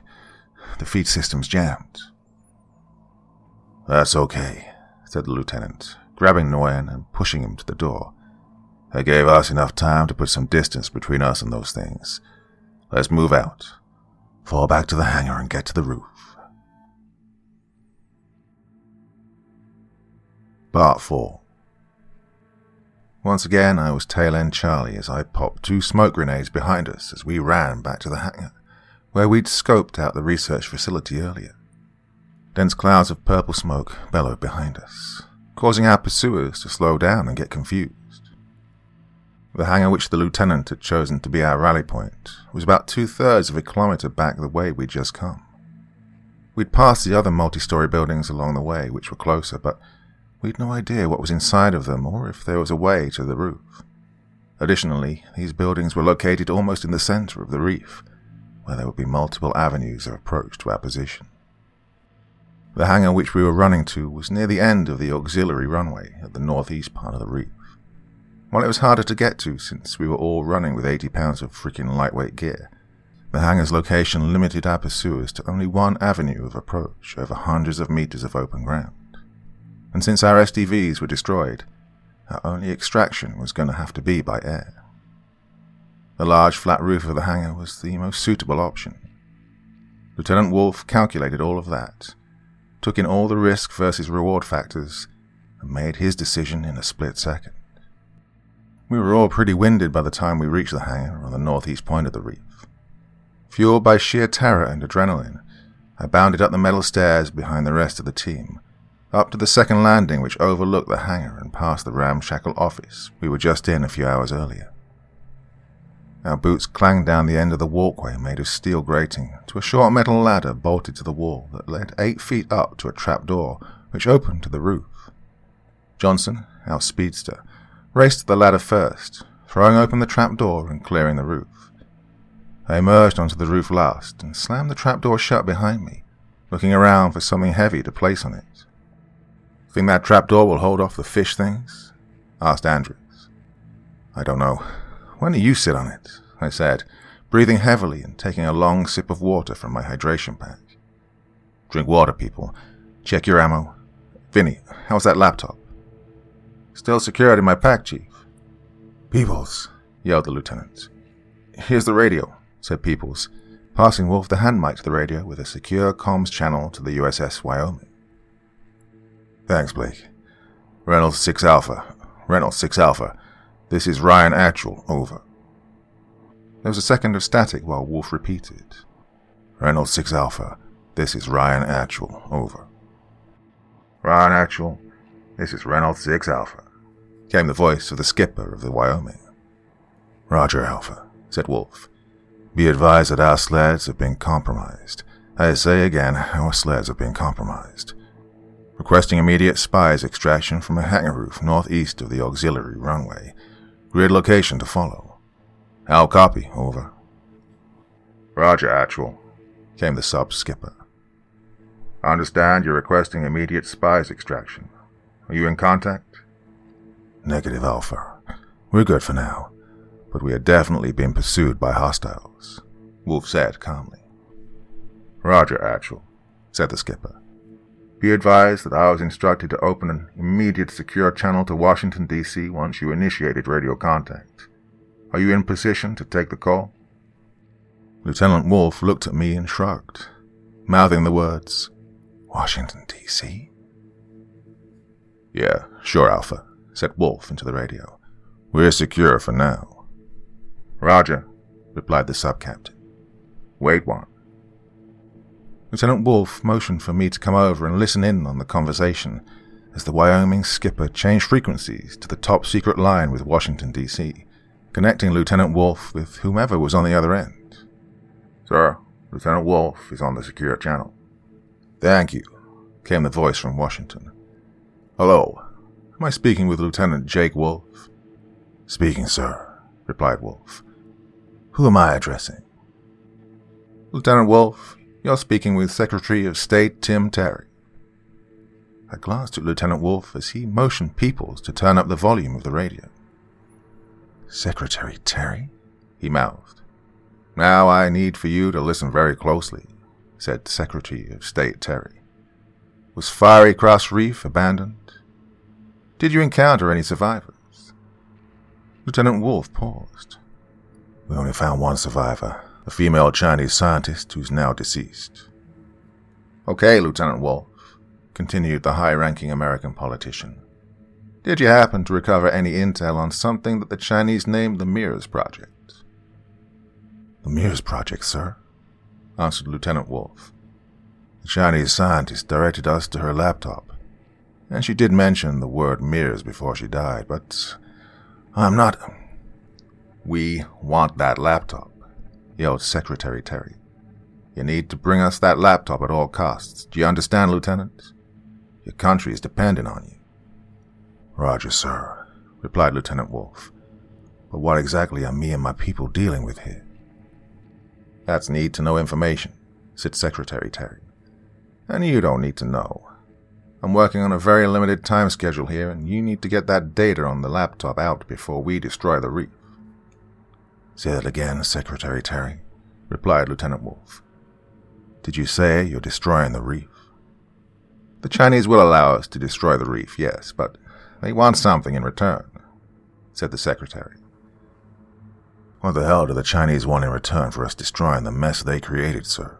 Demanded Lieutenant Wolf. They want us to scuttle the USS Bonhomme Richard, answered the politician. What? The USS Bonhomme Richard is an assault carrier and poses a great threat to Chinese military expansion in the South China Sea, Secretary Terry replied, especially since the Chinese have lost contact with a few of the other artificial reef bases they created down there. The Chinese are feeling particularly vulnerable now, so the Chinese want the USS Bonhomme Richard out of their way. You have got to be shitting me, sir, said Wolf, completely beside himself that the United States would agree to this. This is a fair exchange, insisted Secretary Terry. We hit Fiery Cross Reef with B-52 stationed out of Guam, and the Chinese don't have to worry about the Bonhomme Richard. But we ultimately come out on top because we also have that laptop you discovered. By the tone of his voice, it was clear that Secretary Terry obviously believed in this line of logic. But the Chinese unleashed this biological nightmare. Sir, why are we sacrificing one of our assault carriers to please them? Said Lieutenant Wolf angrily, not caring that he was speaking to one of the highest-ranking members of Congress. Because China is too big to fail, Lieutenant. Let's face it. Making America great again or putting America first is a thing of the past. We need to wake up to progress and move on and realize that without China, the United States could be finished. We need every advantage we can get, meaning we need that laptop, Lieutenant. Does the President know about this? Asked Lieutenant Wolf frankly. President Trump is not entitled to know everything we have. Secretary Terry then stopped himself, suddenly realizing that he'd said too much already. Then, dropping his voice to a whisper as if afraid someone might hear, he continued. Look, Lieutenant. We're going to destroy Fiery Cross Reef for the Chinese, and that's final. It's your choice whether or not you'll be on that reef when it happens. It's your call, Lieutenant Wolf. Now, does your country get that laptop, or don't we? So, replied Lieutenant Wolf, not backing down from the politician. American politicians are protecting China from the backlash of revealing that the Chinese government released a harmful mutagenic virus into the world's population. Where have I seen that before? Okay, sir. You got your laptop. Good, exclaimed Secretary of State Terry. The USS John McCain is steaming 4 miles to your south. Your extraction helicopter and the bombers are inbound. They'll be over your location in 1 hour. Good luck, Lieutenant. Lieutenant Wolf gave the receiver back to Peoples, shaking his head at me with an exasperated expression. Let's hope the chopper gets here before the bombers do, I said. Don't worry, sir, said Peoples. He and Anders were at one corner of the roof, watching the approaches to the hangar to our south and east. I think those mutated fish things will be gone before the chopper arrives. Really? Said Wolf. Explain. So if the mutagen turned them into those fish things, what did that girl call them? Mirrors? Then their feeding habits are similar to those of most fish, meaning they usually feed in the early morning or evening. Okay, said Wolf. Yeah, continued Peoples. So fish are cold-blooded, meaning that when surface temperature is hotter during the day, they move out into open water where it's cooler. That's why the best time to go fishing is early morning or early evening. That'd explain why they attack late in the afternoon and early in the morning. So, you're saying those things will be leaving once the temperature gets hotter? I asked. More than likely, answered Peoples. They'll probably head back out to sea once the temperature rises in about an hour, then come back later in the evening. Also, their brains are small, which is probably why they can absorb so much punishment. Their brains don't register that they've been so severely wounded. How do you know about all this stuff, Peoples? Said Wolf. Well, Chief there told me to break up with Miguel and think about fishing, answered Peoples. No gooses, right, LT? Yeah, laughed Lieutenant Wolf. No gooses. So, we wait for those things to head out to sea and we pull out? Asked Anders. Let the buffs come in and sink the whole place? No, said Wolf. We need to make sure that all those damn things are on this reef when the B-52s do their bombing run. We can't afford for any of those mirrors to get on any mainland and start spreading that mutagen. So we need to make sure that every one of those things are packed as tightly as we can in one location. That means we have to act as bait until the very last second. If we calculate that there are 300 personnel on permanent duty here, plus the personnel for their air assets, maintenance, security, combat, and air defense, along with the civilian research staff and the crew of the Yang Hong, I'd say that they had as many as 1,200 personnel on the reef at the beginning. Taking into consideration that about a quarter of them were killed and eaten instead of mutating, I'd say that leaves about 800 of those things left. 100 to 1 and we hold the high ground? I'll take those odds, LT, replied Hilliard. Yeah, those are better odds than we had at Ramadi, agreed Lieutenant Wolf. Extractions in 1 hour. The buffs won't be too far behind. Let's drop some of them and let those fish folks know we're here. The mere creatures were milling around aimlessly below us, obviously not knowing where our team was located. Using their enhanced battle rifles, Hilliard and Gimsby each dropped 2 of them with headshots straight through their eye sockets, while I splattered 2 more with a 40mm high-explosive grenade. Like chum in the water, this brought more of them into view, the mutated creatures loping in from around the corners of the distant buildings as they began to feast on their dead. But immediately, we knew we had a problem. LT, there's considerably more than 800 fish people coming at us, yelled Johnson. Yep, looks maybe like a few thousand, said Gimsby. Well, I liked our odds better when we were in Ramadi. Where did they all come from? Said Nguyen. Did they already hit the mainland? I don't think so, I said. All of the mainland countries are still too far away. Remember when Secretary Terry mentioned that the Chinese have lost contact with their other artificial reefs? Those reefs are only a few dozen clicks from here. Well, still doesn't change our mission, gents, said Wolf, firing his rifle down at the seething mass of mere creatures starting to gather below our position. We have to still get all of them here to ensure that the bombers hit them all. The stench of rotting fish was becoming more unbearable as the growing numbers of mutated sea terrors began to gather. By now we'd killed about 24 of the things which, for better or worse, started attracting more of the mere creatures to the wide open space in front of our hangar. Because Lieutenant Wolf had chosen our position so well, we only had to defend the south and east walls of the hangar, allowing us to concentrate fire and catch the majority of them in a crossfire from our elevated height. Still, it was obvious that we were facing a force of thousands, and while many had stopped to feed on the growing number of their own dead, many more of the mutated horrors were loping towards our hangar. We opened up with all weapons blazing. This was combat in its purest form, where steely-eyed, trained warriors stopped thinking about death and relied strictly on their training to keep them alive. This was where the amount of adrenaline being pumped into your veins could keep you awake and alert for weeks, and where calm, focused aggression ruled amid the sounds of automatic weapons fire, grenades exploding, the yells of reloading, and the incessant hissing of the mere creatures.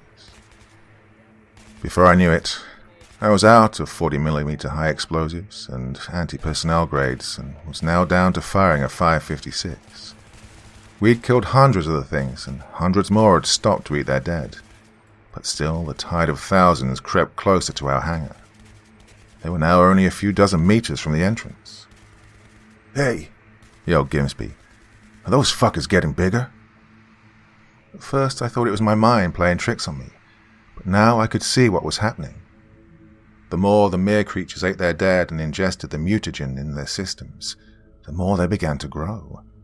Some were now as big as 10 to 12 feet, and in what I can only describe as a fit of roid rage from the massive infusion of the mutagen in their system, they began attacking and devouring the smaller mere creatures around them. Collectively, we all realized it would take more ammo to bring those ones down. That volume of fire increased, and then came the sound that I was dreading to hear. "Out. I'm out," yelled one of my SEALs. "Reloading. Last mag," yelled another. I distributed my last 6 full magazines to the 2 SEALs who went blank on ammo. I forget who they were, while yelling, "Pop smoke. Drop it over the edge." Hilliard and Gimsby popped their smoke grenades and dropped them over the edge of the roof. The billowing clouds of red and purple smoke caused the mere creatures to hack and wheeze. The mutated horrors backed away, but we all knew that it was only a temporary reprieve. Once the smoke had cleared, they would storm the hangar. "Chief," yelled Peoples, "when's that extraction going to get here?" "Tomorrow," I answered. "Today's the easy day." "I'm black on ammo," yelled Gimsby, slinging his rifle around his back and drawing his combat pistol. "Black on ammo," yelled Hilliard, also drawing his pistol. "Black," announced Nguyen and Johnson as they drew their pistols. The protective smoke screen which we'd laid out began to dissipate and swirl around us as the air began to thump. In the distance we could see the grey-coloured shape of a US Navy SH-60 Seahawk diving towards us. The Seahawk helicopter was equipped with a spy system, or special patrol insertion and extraction system. It hovered low over the hangar, a very thick and sturdy rope dangling beneath it, which the helicopter pilot skillfully lowered to the hangar roof. Attached to the rope were harnesses to which our SEAL team attached themselves, first Hilliard and his team, followed by Gimsby and his team, then me, and finally Lieutenant Wolf. The Seahawk lifted the entire team up into the air, 8 warriors dangling one on top of the other, suspended from a rope at the bottom of a helicopter. Lieutenant Wolf was the last SEAL lifted off the roof, just as the access door burst open and those mutated fish things tumbled out. The pilot banked the helicopter in a gentle turn south towards the open ocean and the awaiting destroyer, the USS John S. McCain. I looked northeast, hearing the rumbling of powerful jet engines even above the noise of the Seahawk's rotors and downdraft of wind. Not even 2 miles away, I could see our 3 B-52 bombers that had flown out of Guam, opening their bomb bay doors, heading for the Chinese base at Fiery Cross Reef. "Whoa, that was frickin' intense," yelled Peoples into his earpiece. This is nothing," I yelled as the Seahawk banked over the South China Sea. "You should have seen what we encountered in the caves of Afghanistan." It wasn't even a week later, after the destruction of the reef and after our team had returned to San Diego, that news of the USS Bonhomme Richard began hitting the airwaves. August 26, 2020, U.S. Navy Times. "Arson suspected in USS Bonhomme Richard fire," defense official says. April 14, 2021, Fox 5, San Diego. "Fire damaged USS Bonhomme Richard decommissioned in San Diego ceremony." August 4, 2021, U.S. Navy Times. "Sailor accused of starting USS Bonhomme Richard fire identified." Almost immediately after our return to Coronado, 2nd Squad, 2nd Platoon, SEAL Team 7 was swiftly disbanded, and each member of the team was assigned to different SEAL teams on either the east or west coast. Lieutenant Wolf was assigned as an instructor to Bud S., the basic underwater demolition SEAL training course at Coronado that creates new SEALs. I ended up on the east coast with SEAL Team 6, while the loss of the reef with all personnel was eventually blamed on a freak underwater volcano.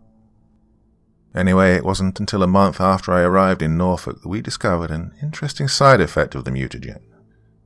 The mutagen, when delivered in quantity such as in a bite, would turn a human into one of those sea monsters within minutes or hours, depending on how much and how quickly the mutagen was absorbed into the bloodstream.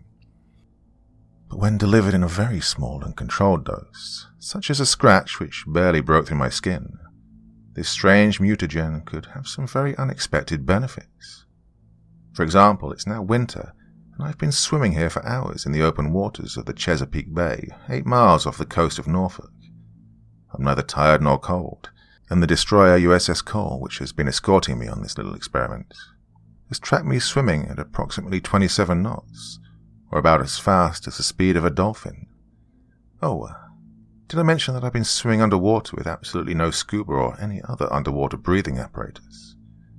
If the folks at Bethesda can somehow harvest the mutagen from my blood, I truly feel sorry for the poor bastards who have to face the next generation of United States Navy SEALs.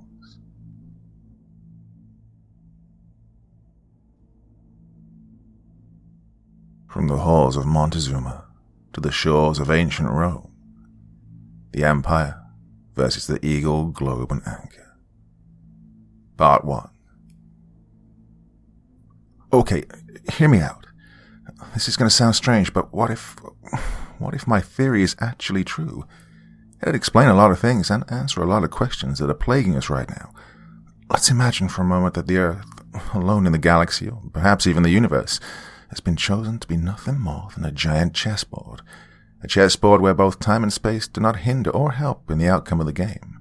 Now, let's imagine that there are two diametrically opposing forces at either end of the chessboard. Let's label them good and evil, light or dark, whatever you wish, who at critical times in cosmic history will take individuals or perhaps even entire military units and place them at strategic locations during crucial moments to affect the outcome of the timeline. What if these chess moves, for lack of a better term, has changed the course of our history over and over again? What if Abraham Lincoln actually lived, but a chess piece had been moved to assassinate him? What if Hitler had been killed in World War I, but a chess piece had been moved to save him? What if a chess piece had been moved to save Trump from assassination? Excuse my French, said Colonel Solomon Gabriel. But are you freaking shitting me, Chaplain Johnson? The 48-year-old Marine Corps colonel, with skin-tight buzz cut and the low flat top of prematurely white hair, glared at the chaplain of his 13th Marine Expeditionary Unit. Colonel Gabriel wasn't a religious man. 3 tours of Iraq and 2 in Afghanistan pretty much convinced him there was no God, at least not a loving one, despite what his Marines might have seen and experienced in the last few days. Chaps, I have the entire milieu spread out on the beaches of the Reggio di Calabria on the southern tip of Italy and trapped 2,000 years in the past. I ordered this command and staff meeting to complete all of the intel that we've been able to gather so far. That includes you briefing me on what the hell that thing was we saw. I need answers on how we're going to get my 2,400 Marines back where they belong. Not a lecture on some metaphysical Doctor Who bullshit or some ancient alien theory about Jesus, the lightsaber-wielding Jedi. Sir, I'm just offering, said the chaplain, Major Brent Johnson. Sir, interrupted Captain Tanya Tonelli, the MIUS-2 intelligence officer and one of the few female officers serving in the unit. There are historical records of entire units vanishing without a trace. Though relatively young for her rank, Tonelli's retired U.S. Marine Corps Command Sergeant Major father had toughened her up, and while she could take a good ass-chewing like the rest of them if she knew she deserved it, Captain Tonelli never took any unwarranted shit from anybody. During the Battle of Gallipoli in World War I, a British unit named the Norfolk Regiment, made up of 250 men and 16 officers, charged across open territory towards enemy positions when a thick cloud bank descended on them. When it rose, the entire unit had completely vanished from the battlefield. The event was reportedly observed by several witnesses, including soldiers from the nearby New Zealand Army. And in 1939, when the Japanese invaded China, continued Captain Tonelli, a Chinese military force of 3,000 soldiers was deployed to defend the city of Nanjing. They vanished without a trace. The list goes on and on, sir. The 5 Avenger torpedo bombers lost without a trace in 1945 after World War II. Korea, Vietnam. Reports go back to this time period where entire Roman legions vanished and even back into ancient Egyptian history. Captain Tonelli stopped when she saw Colonel Gabriel turning red and lower his head. She could tell from experience that the angry and frustrated expression on Colonel Gabriel's face, that the information she was providing wasn't what he wanted to hear. For his part, Colonel Gabriel had to grudgingly admit to himself that if Captain Tonelli was a young, intelligent, good-looking, physically fit male intelligence officer, he'd probably be ripping him a new asshole right now. If he'd wanted a briefing about shows the History Channel played during ratings week, he would have asked for one. But since Captain Tonelli was a young, intelligent, good-looking, physically fit female intelligence officer, he knew he had to tame his anger. Granted, Colonel Gabriel wasn't a fan of the new politically correct and oversensitive military which was infecting his beloved corps like a plague. But he'd also proven that he was a staunch opponent of racial bias, sexism, and the creation of a hostile working environment which always rotted and decayed the units once they infected. Those Marines who'd been found guilty of disobeying the warrior code soon found themselves to be ex-Marines. Colonel Gabriel was more than happy to be the one signing their dishonorable discharge from the Corps. Thankfully, such cases were very few and far between in his milieu, and motivation was always high among his young warriors. The 13th milieu had one of the highest retention ratings in the Marine Corps, a testament to the unit's high morale, dedication, and trust in their junior and senior leadership. What Colonel Gabriel couldn't stand were the new congressionally mandated training briefings, in which he was forced to sacrifice over a quarter of the 13th Marine Expeditionary Unit's total yearly training time to such briefings as sensitivity training and training sessions in which social justice warriors encourage Marines to get in touch with their easily offended inner liberal. His Marines patiently sat through those hours-long death-by-PowerPoint briefings in which each Marine was lectured by bleeding-heart liberals on how Marines were brutish monsters unless they changed their negative and intolerant attitudes towards people who identified themselves as winged unicorns of rainbow and sprinkle-colored freedom fighters. Well, if a Marine's first thought at 0:30 when they woke up in the morning wasn't, how can I embrace and love grown adults who have no idea which public restroom to use? Well, that Marine didn't have his priorities straight. And while each of Gabriel's Marines dutifully rated each briefing a 5 out of 5 in relevance, importance, and promoting social justice, at least they'd be labeled as brutish monsters by their civilian slave masters. In reality, most of the Marines considered such constant and repetitive briefings tedious drivel to the point of being aggravating. They would have rather spent their training time doing something more relevant and important to promoting social justice, such as training to kill the shit out of the bad guys. Colonel Gabriel inhaled deeply as he spoke, and Captain Tonelli winced unconsciously, expecting an ass chewing in front of her fellow staff and command officers, who were crowded inside the large tent that was serving as the unit's TOC, Tactical Operations Center. Instead, in an aggravated though calmer and collected tone, Colonel Gabriel said, "Look, Captain Tonelli, I'm not doubting whether or not those occurrences actually happened. Hell, we're stuck 2,000 frickin' years in the past. What I need to know are quantifiable and scientific theories of how we got here and what that thing was who said he was God. Most of all, I need to know how we're going to get the 13th Marine Expeditionary Unit back to where we belong, or at least to the 1960s. Heard that was a fun frickin' decade." Captain Tonelli smiled inwardly, knowing that her plan to readjust the Colonel's thinking might be working. "Sir, for matters regarding a theological answer, I'm afraid Major Johnson is far more qualified than I am as your subject matter expert."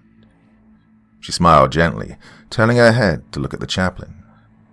Chaplain Johnson returned her conspiratorial gaze. "Okay, I get it. You and chaps have been plotting against me." Colonel Gabriel leaned back in resignation. "All right, chaps, let me hear your theory. What was that God we saw out there last week?" Chaplain Johnson thought back to last Friday, when the 13th MIU was conducting a joint forces NATO exercise with the Primer Reggimento San Marco, the elite Italian Marines. The start of the training operation would be done in typical Marine Corps awesomeness.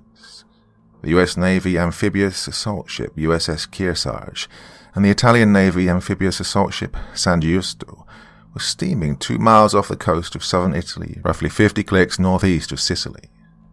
In the mystic blue waters of the Mediterranean Sea, the most elite fighting forces of the United States and Italy were training together, conducting an amphibious assault of the rocky beaches of Reggio di Calabria at the tip of Italy's boot. Though this was just a training exercise, it was no less an awe-inspiring sight as a full combat battalion of Marines encased aboard amphibious assault vehicles slowly rumbled to shore, 2 water jets propelling the large green and brown colored boat-shaped armored vehicles through the relatively calm waters. Columns of white fuel-fed smoke billowing behind the assault marines. Following the marine AAVs, other combat marines were aboard large air-cushioned landing craft, known as LCACs, which thundered to shore propelled over the churning waves by 2 powerful and incredibly noisy fans mounted at the aft of the vessel. These marines crammed aboard the LCACs brought with them the MIU's main fire support weapons, consisting of light armored vehicles called LAV-25s, a battery of 6 155mm M777 towed howitzers, and even a platoon of 4 Ep184 Abrams main battle tanks. As the marines charged over the waves towards the shoreline, AH-1Z Viper attack helicopters and UH-1Y light attack helicopters flew low overhead, looking for hostile targets inland that might hamper the breach landings. Behind the hunter-killer Viper and Venom pairs of helicopters, unusual-looking MV-22 Osprey tilt-rotor aircraft flew about a mile behind, carrying more assault marines and equipment. And far above the marine helicopters and Ospreys, 4 Marine Corps AV-8 Harrier jump jets circled protectively, awaiting their call to drop their ordnance on enemy positions. To the east of the US Marines, their Italian counterparts were also conducting similar amphibious landing operations, supported in the air by their own AV-8 Harriers and AW-101 Merlin helicopters. Colonel Gabriel stood on the bridge of the lead LCAC, just behind the first wave of assaulting Marines, watching with visible pride as his young Marines neared the shoreline of Reggio di Calabria, each team and squad all the way up to battalion-level command team operating like a well-oiled killing machine. Once the 2 assault forces landed ashore, the American and Italian Marines would link up to begin a 6-mile road march following the main seaside road east to a pre-assigned location where they would consolidate and conduct 11 days of joint training exercises. His Marines would enjoy the sight of the Mediterranean Sea off to their right as they conducted their 6-mile road march. It was, thought Colonel Gabriel, a great day to be a Marine. Chaplain Johnson was with Colonel Gabriel on the LCAC's bridge, along with the senior command staff. Johnson saw the phenomenon before the LCAC's Navy captain said, "Sir, looks like we got clouds rolling in." The Italian and American meteo folks had previously reported that it would be clear today, high, thin clouds and 100% visibility. There were absolutely no clouds in the clear late spring skies over the Mediterranean, but right here in front of him, the force of AAVs just half a mile in front of the following LCACs had just vanished in a cloud bank so thick that it appeared that they disappeared behind a white wall. Before Chaplain Johnson could blink twice, the near-opaque cloud had already swallowed the LCACs, and for the Marine chaplain, time literally stood still. Johnson tried to blink and turn his head, but found that he could do neither. The cloud had enveloped everything in such a thick haze that Johnson couldn't see anything except the curtain of white, his fellow Marines standing next to him having completely vanished. He felt as if he was submerged in tar, straining every muscle that he had just to blink. Even the rumbling of the LCAC had completely stopped, and though everything seemed deathly still and calm, Johnson's mind was racing. "Time has stopped," Chaplain Johnson realized in shock. "Time stopped. Lord, what's happening here?" No sooner had that impossible thought crossed his mind than a bright flash of light seemed to suck him forward. Chaplain Johnson would have screamed and raised his arms if he could have, in a vain attempt to protect himself from being smashed to a pulp against the armored glass window of the LCAC bridge.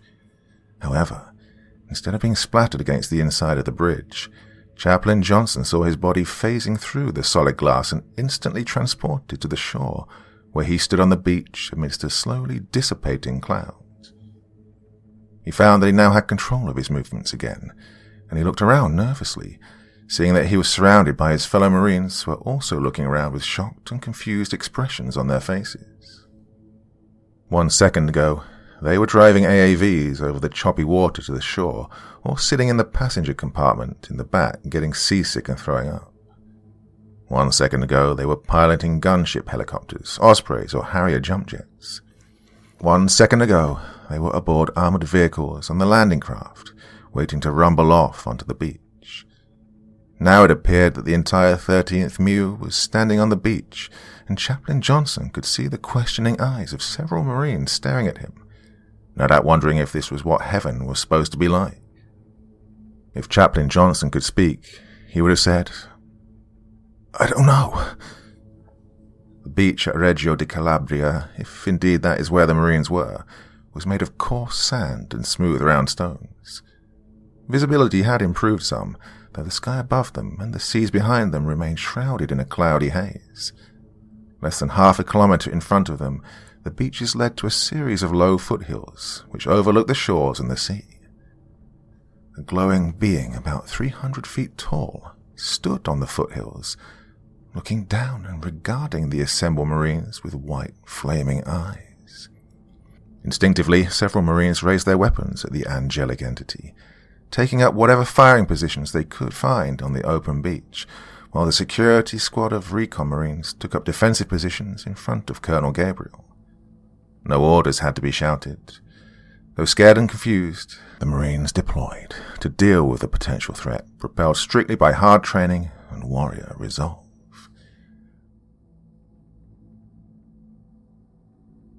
Part 2. "Stand down, Marines," yelled Colonel Gabriel, his gruff voice breaking the eerie quiet which seemed to envelop the scene. "Lower your weapons and stay frosty. We don't have live rounds anyway." "Fear not, my valiant warriors, for thou stand before the god of this land."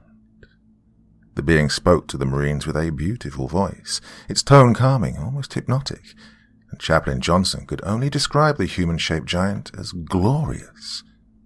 It was a male figure with a chiseled and muscular chest, barely hidden by a golden flowing robe. The being's legs were also very muscular, and his feet were hidden under clouds of swirling smoke. The being, which called itself God, had a head which shined like the sun, flowing white hair wreathed in lightning, framing a young and impossibly handsome face. "Thou art safe here, my champions," considered the being calling itself God. Chaplain Johnson realized that the being wasn't speaking to them in the conventional term, but actually communicating with each Marine through its thoughts. "My name is Solomon Gabriel, Colonel, United States Marine Corps," yelled Colonel Gabriel. "I am the commander of the 13th Marine Expeditionary Unit based out of Marine Corps Base, Camp Pendleton, California." "I am aware of who thou art, Colonel Gabriel," said the being, sounding somewhat annoyed at being interrupted.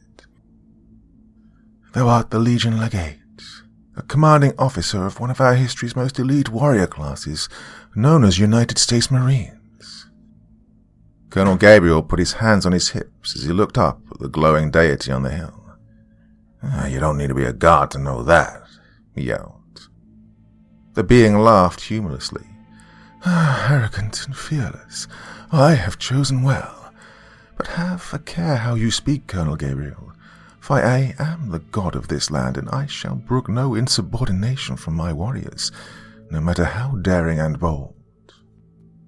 "Oh, please don't tell him that these aren't his warriors," thought the chaplain. "Please don't tell him that these warriors belong to the United States Marine Corps." Chaplain Johnson instead breathed a sigh of relief when Gabriel said instead, "Are you the one who brought me and my Marines here? Where exactly is here?" "Thou art upon the shores of Regium, which thou now call Reggio di Calabria," said the being. Chaplain Johnson gasped. "The Reggio di Calabria hasn't been known as Regium for over a millennia," he thought. "Ah, indeed," said the being, as if it had read the chaplain's mind. "This land has not been known as Regium for many eras since your births." There was a tinge of anger in the being's tone as he spoke. "Several things have changed since the Kohav Bahir appeared." "You still haven't answered my question, sir." It pained Colonel Gabriel to call the thing sir, but he was an atheist and would be damned if he'd addressed the thing as God. "My Marines would have come ashore at Reggio di Calabria without your help." "Indeed, Colonel," said the being, but thou would not have arrived at the time in which thou were most needed. You and your warriors stand on the beaches of Rhegium. That is true, but thou standeth on the beaches 2,000 years in your past. 40 days ere the fulfillment of the Kohav-Bahir prophecy.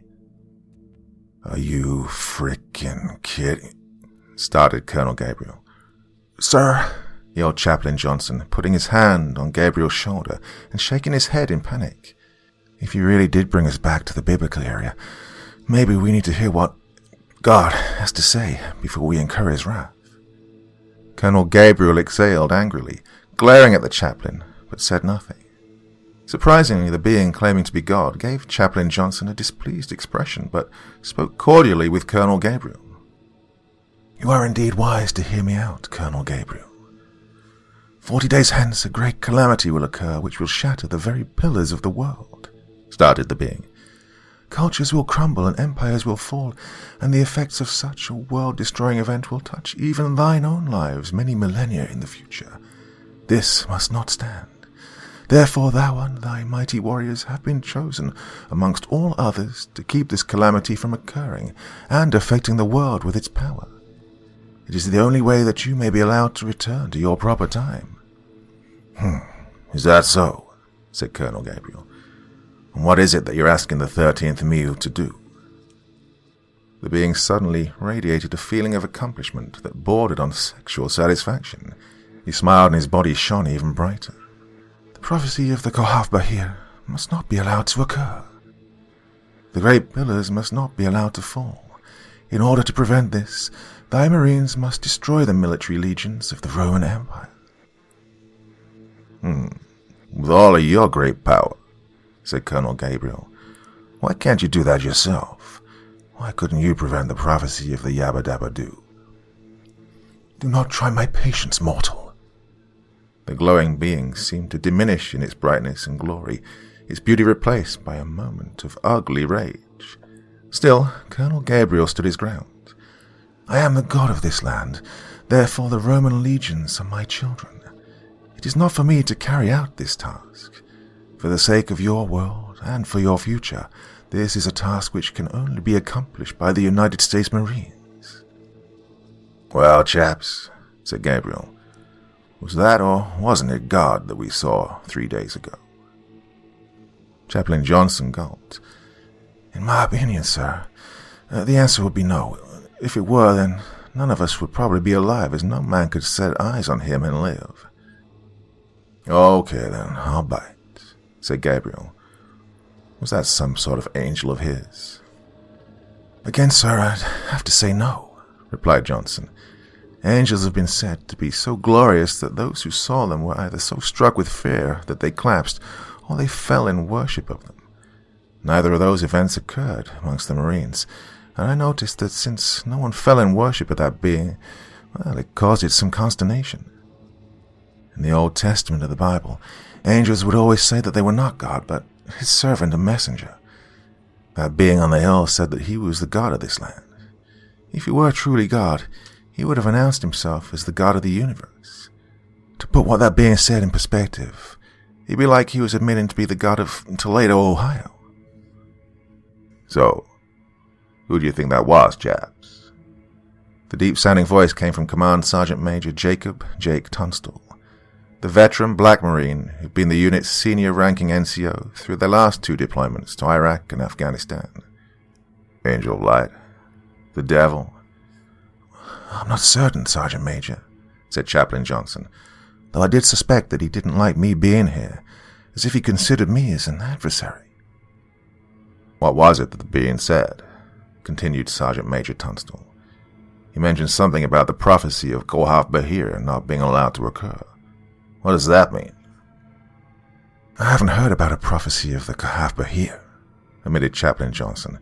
Doesn't sound like a Latin phrase, nor does it sound like anything from the modern Italian language, but it sounds familiar.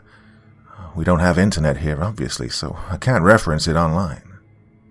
We're running out of time, folks, said Colonel Gabriel.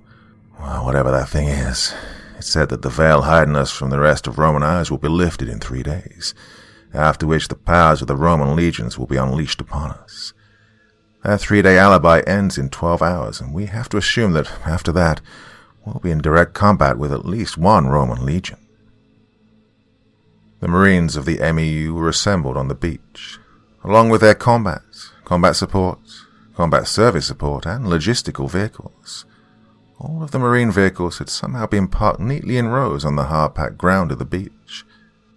Above the beach, on a low hill of similarly hard-packed ground, but which lacked the smooth stones and rocks which might have harmed them when they were launched, were part of the MEU's Viper attack helicopters and the Venom light attack helicopters, as well as the Ospreys and 4 Marine AV-8 Harrier jump jets. Their quartermaster equipment, including the water purification equipment and the 500-gallon water containers, were also located there, as well as the tents and the field kitchens.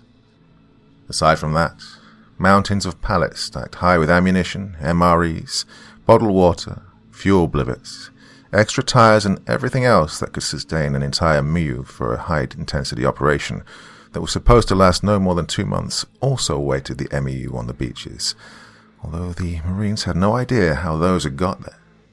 Unknown to them, an airdrop ammunition resupply of 155mm howitzer rounds dropped from C-130 Hercules transport aircraft to the 82nd Airborne's Artillery Battalion vanished into thin air, while material from the military storage facilities located across the world had almost mysteriously disappeared, only to reappear on the beaches of Reggio di Calabria. The personnel frantically searching for the tons and tons of missing fuel, munitions, and Class 1 supplies never knew that the missing materials could be found 2,000 years into the past. The being that had called itself God had only transported those Marines into the past who were essential to fighting the Roman legions. Those Marines whose military occupational specialties involved signals intelligence, satellite communications, electronic warfare, naval gunfire liaison, and any other specialty which relied on modern technology outside of that which was organic to the MEU, were left behind, as the technologies required did not exist 2,000 years ago. Aside from the Navy corpsmen, who were also allowed to remain, the MEU would be acting as a separate, self-sustaining combat element. The glowing being had also granted the MEU 3 days of grace in which it said that the area 5 kilometers around where the Marines now stood would be blind from detection from the Romans, although the Roman Emperor Tiberius had been forewarned of the coming of the Marines. This would give the Marines 3 days to prepare their defenses and prepare for the coming campaign. At that, the glowing being departed from the Marines, and the misty haze which surrounded them lifted, revealing a bright, clear and warm morning. Watches which ran on battery still worked, and although the hours were off by a couple thousand years, Colonel Gabriel saw that only a few seconds had passed since he and his Marines had been taken from their timeline. Immediately, Colonel Gabriel sent out his light armored reconnaissance company to scan the surrounding area, informing them that under no circumstances were they to engage the local population, and if they should encounter hostile Roman soldiers, to pull back and readjust course. He didn't like his position on the beaches and ordered the MEU to prepare to move to a more secure location once it was located. As soon as the infantry combat elements had traded in their blank rounds for live ammunition from the stocks which had mysteriously appeared on the beaches, they were to move out by company to secure a 1-kilometer perimeter around the area, while the armored vehicles loaded ammunition, fuel and provisions for the anticipated move off the beaches. Colonel Gabriel kept his air assets grounded for the moment, not fully trusting the being when it said it would shield them from sight. Did that also apply to high-flying, long-ranging aircraft? Well, instead, Gabriel ordered his scouts to make extensive use of the recon drone assets available to them. Fortunately, they had no shortage of modern 1 to 50,000 scale area maps of the area, since they had no GPS or satellite tracking capabilities. This meant that the Marines would be navigating overland, using the old map and compass method. By mid-afternoon, the scouts reported back that they were just within the 5-kilometer boundary, and that they'd seen no other signs of human life or habitation, though they did find several roads made of smooth brick which ran east to west. The beach at which the Marines had landed was surrounded by rocky foothills, but about 2 kilometers from that, the land leveled off to flat rolling plains and fields which gradually dipped into a wide and shallow valley. This valley extended for several miles before sloping up again into more foothills, and gradually towards taller mountains. The infantry units also reported no contacts or signs of human habitation, so Gabriel ordered them to push out another kilometer. Part 3. By late afternoon, the 1st Platoon Recon patrolling to the east reported that they had what looked like several villages under observation, but that they seemed to have been uninhabited and abandoned recently. Ordered to proceed and investigate with caution, but with the same rules of engagement that none of the local population were to be engaged, and if hostiles appear, the Marines were to retreat. 30 minutes later, the recon platoon reported back to the TOC that all of the villages had been abandoned, seemingly in a very organized and deliberate manner. Colonel Gabriel ordered them to hold in place at one of the larger villages, which contained a number of abandoned homes and buildings made of the same smooth white stone used to construct the roads. Using his map, Colonel Gabriel saw that the villages were north of what is modern-day Melito de Porto Salvo, an area of grassy higher ground which then led down into the more traversable valley going north. It was a very strategic location for the ancient Romans for fishing and farming, and Gabriel wondered why it had been abandoned. A while later, the recon platoon scouting north and northwest reported very few signs of habitation upon the rocky foothills, and few places where the Miu vehicles could maneuver. Ordering his recon marines to hold place and maintain observation, he ordered 1st Platoon at Melito de Porto Salvo to secure the area and prepare for the Miu's arrival, paying special attention to marking areas which the aircraft could land. Not wanting to move in the evening, Gabriel called his command and staff officers into his tent, informing them that he was going forward to assess the situation at Melito de Porto Salvo to see if it was a suitable site for the Miu. If he determined that it was, Gabriel informed his commanders that the Mio would be moving off the beaches at 1000 hours the next morning, following breakfast. In the meantime, Gabriel admonished his combatant commanders to ensure that their equipment was serviceable and accountable, and that their units be ready to move within 24 hours. Normally, Gabriel would take the UH-1 Venom helicopter to do an aerial recon, but instead he travelled overland with his reconnaissance platoon to link up with the 1st Platoon at Melito de Porto Salvo. Utilising the recon platoon's up-armoured Humvees to cover the short 5-kilometre distance, Colonel Gabriel was amazed at the sophistication of the ancient paved Roman roadway. Though it was hardly capable of accommodating any of his vehicles, much less their tracked and armoured vehicles, it was still an impressive feat of ancient road construction.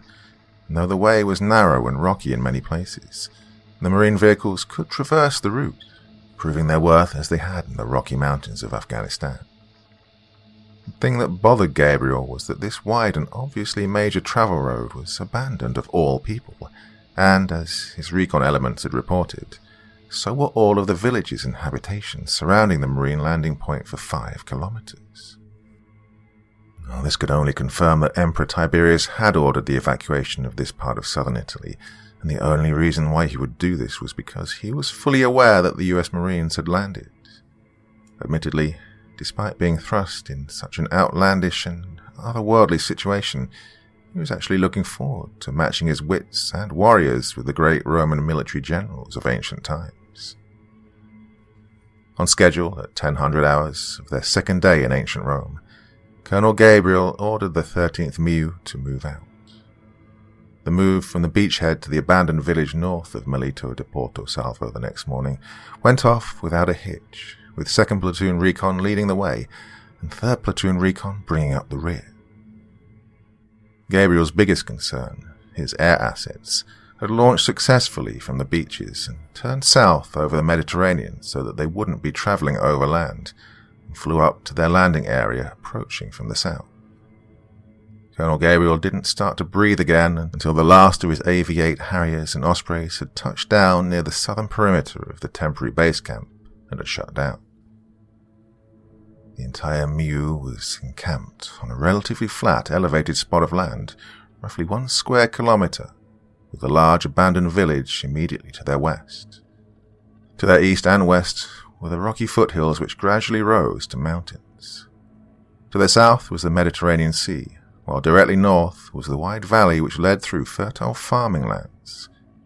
Colonel Gabriel gave instructions that they would not be occupying any of the abandoned structures in any of the villages, and ordered the 13th MU to begin setting up their temporary operating base camp while the scouts were ordered forward again. Gathered again inside the large tent being utilized as the MEU TOC, the assembled command and staff gathered around the tactical map covered in laminate to discuss the current situation and develop the initial CONOP, concept of operations. First and foremost, although their mission was to destroy the military legions of the Roman army, the Marines wanted to leave as small a footprint as possible on the timeline. The being that had called itself God had given them a relatively simple objective. From the Reggio di Calabria, the Marines would follow the coast road northeast to Sybaris, in what is modern-day Sabari, 200 kilometers away. From there, the MU would turn northwest, headed inward towards Venusia, located in what is now known as northern Potenza. From there, the Marines were to travel northwest again to northern Neapolis, known today as Naples. From there, the Marines would turn north towards the heart of the empire, Rome. All told, a straight road march taking that route was 700 kilometers, or some 440 miles. The glowing being promised to provide resupplies of munitions, provisions, and fuel along the way, in the same manner in which he had supplied the Marines on the beaches of Rhegium. "Okay," said Major Alexander Easter, the S3 operations officer, as he addressed the staff. "Assuming that the entity is true to his word and will provide the necessary resupply, then we'd need to resupply twice for fuel, preferably at Potenza and Naples. Going over the mountains as we'd have to, we'd be burning 30 to 50% more fuel than we would during normal operations. That includes combat maneuvering. Still, even given the fact that there are no established roads that will hold our vehicles, we should be on the outskirts of Rome in less than a week to 3 days. Though we should plan for longer if we have to deal with civilian traffic and combat operations." "Weather," said Colonel Gabriel to Captain Tonelli. Since the Meteo specialists relied on current satellite data, they had not been included in the MU. Therefore, it was left to Captain Tonelli to make her best guess based on known historical data. "Assumptions remain the same, sir," replied Tonelli. "If we're transported here during the same month that we were taken, then we're still in the spring season between April and May. We can expect temperate climates of around 65 to 70 degrees with an expected rainfall not to exceed 4 inches and mostly sunny and clear skies." "Perfect vacation weather," grunted Gabriel, "or to begin a military campaign." Gabriel exhaled and put his hands to his chin. "Is it just me, or does anyone else find it odd that we were given 40 days to accomplish this mission?" "If we assume that Emperor Tiberius was forewarned that we were here, it should also be safe to assume that he has recalled some of his legions from around the known world to defend Rome. 40 days would allow them to prepare defensive positions while allowing other units to get into blocking positions along our route of march," said Major Easter. "So you're saying that the entity is playing both sides then?" concluded Gabriel, "forewarning Tiberius that we were coming and providing him with our route of march." "Instead of making us hunt all over the known world to engage the legions," said Major Easter grimly. "The entities using Tiberius to bring them to us." "Sir," said Lieutenant Colonel Archibald Arch Wainwright, the ground combat element commander, "what about the moral and ethical issues that we're asking our Marines to face? We're looking at a total enemy force structure of around 200,000 men. Killing just one of them may alter the course of our timeline. Plus, several of our Marines have Italian ancestry." Captain Tonelli winced at that last comment. "Sir, we need to take that into consideration as we begin this operation," continued Lieutenant Colonel Wainwright. Colonel Gabriel nodded in agreement. On the beaches the other day, he told the entity that he was not going to allow his Marines to be used as a tool, whether the entity was God or not. The Marines were bound to uphold the Constitution of the United States, though it was still 2,000 years coming. The entity went white with rage, and for a moment it looked as if it would have struck down Colonel Gabriel for his insolence, but it held its wrath. Thou remind me of other heroes of this age which hath opposed my will, so I will give you this generous concession, Colonel Gabriel. Follow this route to Rome, but do not cross her boundaries. Stay there south of the city until 40 days passes. Once 40 days and 40 nights have passed, I shall return you back to your proper time and to your homes. Colonel Gabriel crossed his arms, refusing to be bullied. And if I refuse? The entity calling itself God sneered. Then 40 days shall become 40 years, shall become 400 years, that you and your warriors shall be trapped here, long dead and forgotten, ere your bones are discovered. In the meantime, shall I bring forth upon the shores of Rhegium another marine expeditionary unit, and if their commander is as insolent and unwise as you, I shall bring another and another and another, until one of your kind has the wisdom to see the reason of his holy quest, which is to stop the catastrophic prophecy which would destroy kingdoms and lay low empires. Colonel Gabriel still didn't believe the entity's claim of being God, but he did know that it had the capability to snatch up entire military units from modern times and transport them to the past. If he refused, the entity would just discard the 13th Mu and simply grab another unit. Though Colonel Gabriel graduated third from his command and staff college and first in war college, nothing that he'd been taught prepared him for the Star Trek Captain Kirk bullshit he was facing now. With the greatest reluctance of his life, Gabriel accepted the entity's offer. Ultimately, Colonel Wainwright, said Gabriel, I take full responsibility for every action which my Marines will be forced to take while we're stuck in this timeline, including every casualty we inflict. Having said that, it's not my intent to engage in offensive operations against any military unit here, Roman or otherwise. Sir, said Colonel Wainwright, I only agreed to move our forces to the south of Rome, taking the route which the entity gave us, said Gabriel. I never agreed to conduct offensive operations along the way. If we're forced into combat, it'll be a defensive battle. Gabriel walked to the map which hung on the inside of the tent. Okay, folks, first of all, I need to know what exactly we're facing. Specifically, what's a Roman legion of this time period's tactical organization and equipment? Colonel Gabriel turned to his ground combat commander. Colonel Wainwright, you seem to know a little bit about ancient Roman legion numbers. Can you share what you know? Of course, Colonel, said Wainwright. Besides, who hasn't fantasized matching wits and warriors against the great Roman military generals of ancient times? Colonel Wainwright walked to the map next to the shorter but stockier Colonel Gabriel.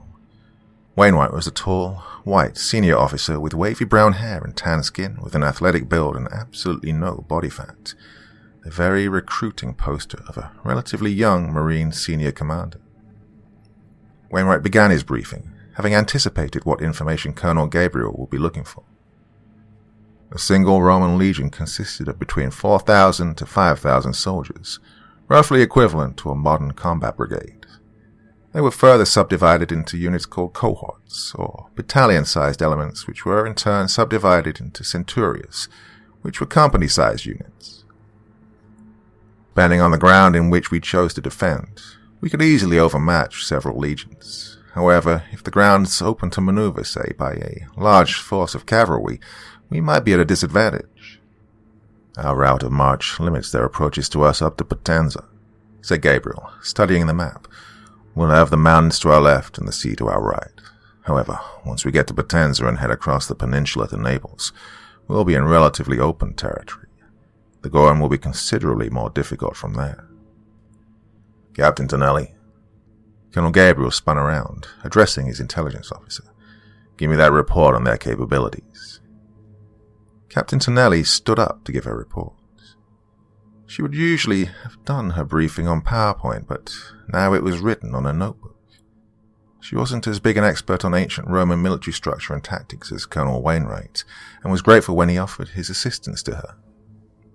Sir, she began, the Roman legions we can expect to encounter are equipped with specialized formations, same as ours. Each legion has a cavalry element of some 200 to 300 skilled horsemen used for reconnaissance and outflanking maneuvers. They have a light infantry section, used primarily as scouts, skirmishers, and javelin casters. The main combatant elements of the legion are comprised of the heavy infantry, which are themselves subdivided into novice, competent, and experienced soldiers, with the novice soldiers usually filling the front ranks of an engagement. We can also expect auxiliary units, similar to our combat support units, or siege weapons ranging from ballistae to catapults, which may not harm our heavier armored vehicles, but are a threat to our light-skinned vehicles. We can expect these ranged weapons to be effective out to 200 meters, their bows also having the same effective range. "Thank you, Captain," said Gabriel, turning to address his officers. "Marines, in less than 12 hours, the grace period which we'd been afforded is set to expire, and we'll literally be stepping out to make or rewrite history. There's a lot yet which we don't know, but we do know this. We are Marines. We will uphold our duty to the Constitution and to our country. We will not be aggressive, nor shall we seek out any aggression. We will fight only when the fight is brought to us, and if we can save lives, we'll do so at every opportunity. We will stand at the gates of Rome, but do so peacefully, waiting out the remainder of the 40 days. "Sir," said Command Sergeant Major Tunstall, "what if that thing we saw on the beach doesn't fulfill his end of the bargain?" Then me and Chaplain Johnson are going to have a serious come-to-Jesus moment with God," said Gabriel. "Sir," interrupted S6 Communications NCO as he ran into the talk. "Sorry, sir, but Scout 1 and Scout 2 has made contact." Colonel Gabriel lowered his binoculars. He was standing at the first scout's positions, 2 kilometers to the east of the EU. 1 mile to the east, a force of at least 5,000 Roman soldiers were advancing over the rocky foothills. To their north, second scouts were reporting that a force of 5,000 Romans were approaching up the valley, about 1.5 miles distant. The second scouts to the north had reported that the Roman legion seemed to be setting up camp for the night, while Gabriel could see that the Roman legion to the east was still advancing across the rocky foothills towards the Marine base camp. "Get my indirect fire boys on the radio, arty and mortars," said Colonel Gabriel, "and have my ready flight of Harriers and Vipers ready to launch." "Sir, we still have the blind cover for several more hours," said Colonel Wainwright, who was standing with the colonel, along with Major Easter. "It appears that they're looking in our direction, but they can't see us. Once we send anything out of that 5-kilometer blind spot, we'll be visible to anyone." "I know, Arch," said Gabriel, "but if we allow that time to expire before we react, we hand over the initiative to the Romans. No, the Romans know we're here, and they know we're a threat, so we're taking the initiative now. Besides, I'm through playing by that entity's rules."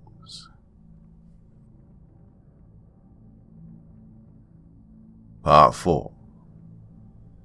Senator Furius Camillus strode hesitantly across the polished marble floor of the chamber that Emperor Tiberius was using as his grand courtroom. Camillus walked past a row of armored Praetorian guards and nervously handed the scroll to his emperor. Emperor Tiberius had traveled from Rome all the way south to the military garrison in the mountains west of Crotona to be close to the battles. "More news from our forces in Rhegium, my liege," Camillus said. Tiberius unfurled the scroll, his brows furrowing in anger almost immediately. "Legion Legate, Marcus Lollius. Legion Il Parthica. Hail, Caesar Tiberius. The Legion Il Parthica has met the invaders as we crossed the foothills over the shores of Rhegium. My scouts led the vanguard of the Legion, but at the place where we had been informed the invaders had made camp, my cavalry commander, Captain Castus, informed me that naught could be seen upon the high plains except the villages we had ordered to be evacuated. The shadows were growing long by the time the rest of the Legion Il Parthica arrived, and we made to start camp for the evening. Already we received word from Legion XVI Gemina that they had already made camp in the valley along the northern approaches to the beaches. However, ere Apollo could complete his trek across the sky, the veil of secrecy was lifted over the plain, and we could plainly see the invaders. Though they were still far distant, we could see that they were giants, each clothed in some type of strange green and brown armor, which made them appear to blend with their surroundings. And they rode upon terrible dragons of many sizes, and they were colored in either shades of sand or in colors of green and brown. I was only afforded a moment's view of the enemy, when there came the sound like that of the rumbling of the oceans from an angry Neptune, from where the invaders stood, and all about us came a terrible whistling. Then the earth before the legion was ripped and torn apart, as if by lightning strikes from Jupiter himself. With every thundering blow to the ground, the earth screamed and shook so much that even the goddess Terra must have trembled. The hearts of even my bravest veteran warriors melted in the face of such power, and they ran from the field, dropping sword and shield and covering their ears as they fled. But that was not the end of our horrors, for in the skies above us, 2 terrible winged dragons roared in fury, diving upon us and terrifying warrior, rider, and horse. With the grey armored dragons flew giant armored locusts, whose beating wings served only to spread terror as they spit stinging slugs around the legion as we fled for our lives. And although not a single one of my soldiers lost their lives, the brief attack upon us caused the entire legion Ilpathica to flee the field, all of us looking over our shoulders with nervous eyes, hoping that the fearsome dragons and locusts were not in pursuit. My Emperor, it is my belief that what had been unleashed upon us is but a very small example of the invaders' power. I hesitate to call them gods, but they command terrible dragons and fire from the heavens, and it is a power that a single legion cannot hope to match. Currently, Legion Ilpathica is in retreat to the mountains in the west. I fear that the best we can do is keep the invaders in sight and observe their movements. I remain your faithful servant, Legion Legate Marcus Lollius, Legion Ilpathica. Emperor Tiberius tossed the scroll aside in anger. This damned message repeats the same message which you brought to me from Legion 16 Gemina this morning, Senator Camillus. My liege, stammered Camillus, I am simply the messenger. Who are the camp prefects of Ilpathica and 16 Gemina? Interrupted Tiberius. Titus Larsius from 16 Gemina and Senator Lucius Cornelius from Ilpathica, answered Senator Camillus. Send them congratulations, said Emperor Tiberius. They have been promoted to Legion Legate. Tell them that their first task is to arrest their former Legion commanders and try them for treason and cowardice in front of their troops. Only their heads need to be returned to Rome. Once that has been done, tell Legate Cornelius to move Ilpathica west and reinforce Legion II Italica at Crotona. Order Legate Larsius to take 16 Gemina south and trap the invaders between them and Crotona.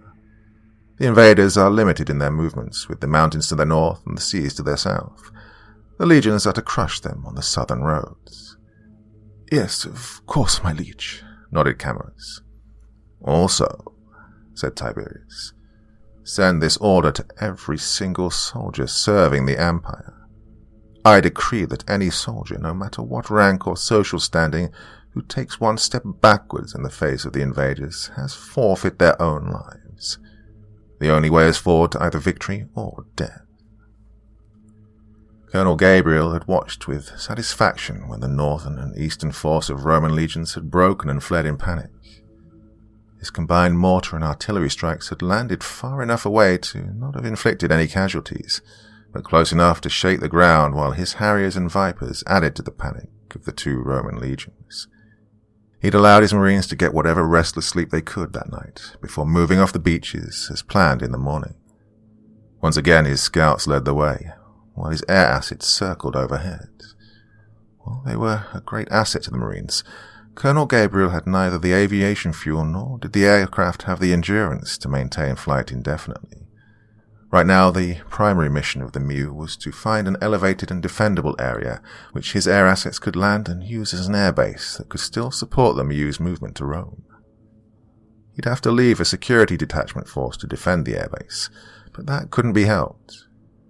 It was decided that the most likely place for a suitable temporary airbase would be located north of Potenza. So Gabriel sent his Venoms and 3 platoons of Marines aboard Ospreys to locate a suitable site. Coordinating so many moving parts was risky, especially keeping communications with all separate elements, but Colonel Gabriel didn't want to risk keeping the Marines on the beach and allow the Romans to regroup. The ground movement of the Miu was unopposed but slower than expected. The roads and passages sometimes became too rocky or too narrow for large vehicles, and already the armoured vehicle launch bridge had to be employed so that the Miu could cross over flowing bodies of water. And for the first time, the Marines were encountering local civilians. Several towns and villages dotted the southern roads, and as the Roman civilians saw the powerful invaders approaching, riding their growling tan-and-green dragons with their terrible grey dragons circling overhead, they fled in panic. Gabriel would call a halt to allow the civilians ample time to gather their belongings and leave. By the time they reached the outskirts of a large town in what is now modern-day Soverato, Colonel Gabriel ordered a halt south of a narrow flowing river. They'd only travelled 100 kilometres from the beaches. The area which they halted at was on a flat field and wide enough to allow ample space for the entire Miu to form a defensive perimeter, while their air assets could land in the middle. 2 well-constructed stone bridges crossed the river, which could sustain the weight of the Miu's lighter vehicles, but would not hold the weight of the tanks. Gabriel sent 2 armoured LAV-25s and a platoon of Marines over the bridge to secure the far side. It was late afternoon, and Gabriel wanted to allow a full day for the civilians living in the towns surrounding their route of advance to evacuate, while his scouts searched for a place narrow enough for the heavier machine vehicles to cross.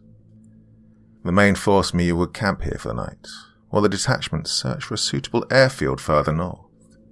If all went well, they'd make Sibari by the next day, where the entity promised a resupply of fuel awaited them.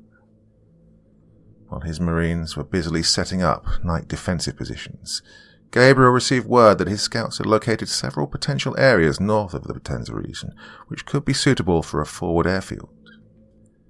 Gabriel sent his executive officer, Lieutenant Colonel Brad Lively, to check out the potential sites aboard his personal helicopter, instructing him that he wanted his assessment as soon as possible, as the air assets were vulnerable at this location.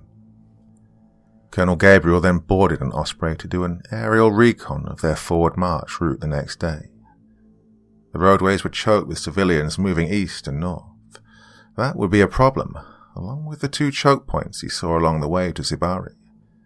The Miu could turn off and travel across country around the civilians, but the choke points, a place where the mountains close to form a narrow passageway, would be a different story.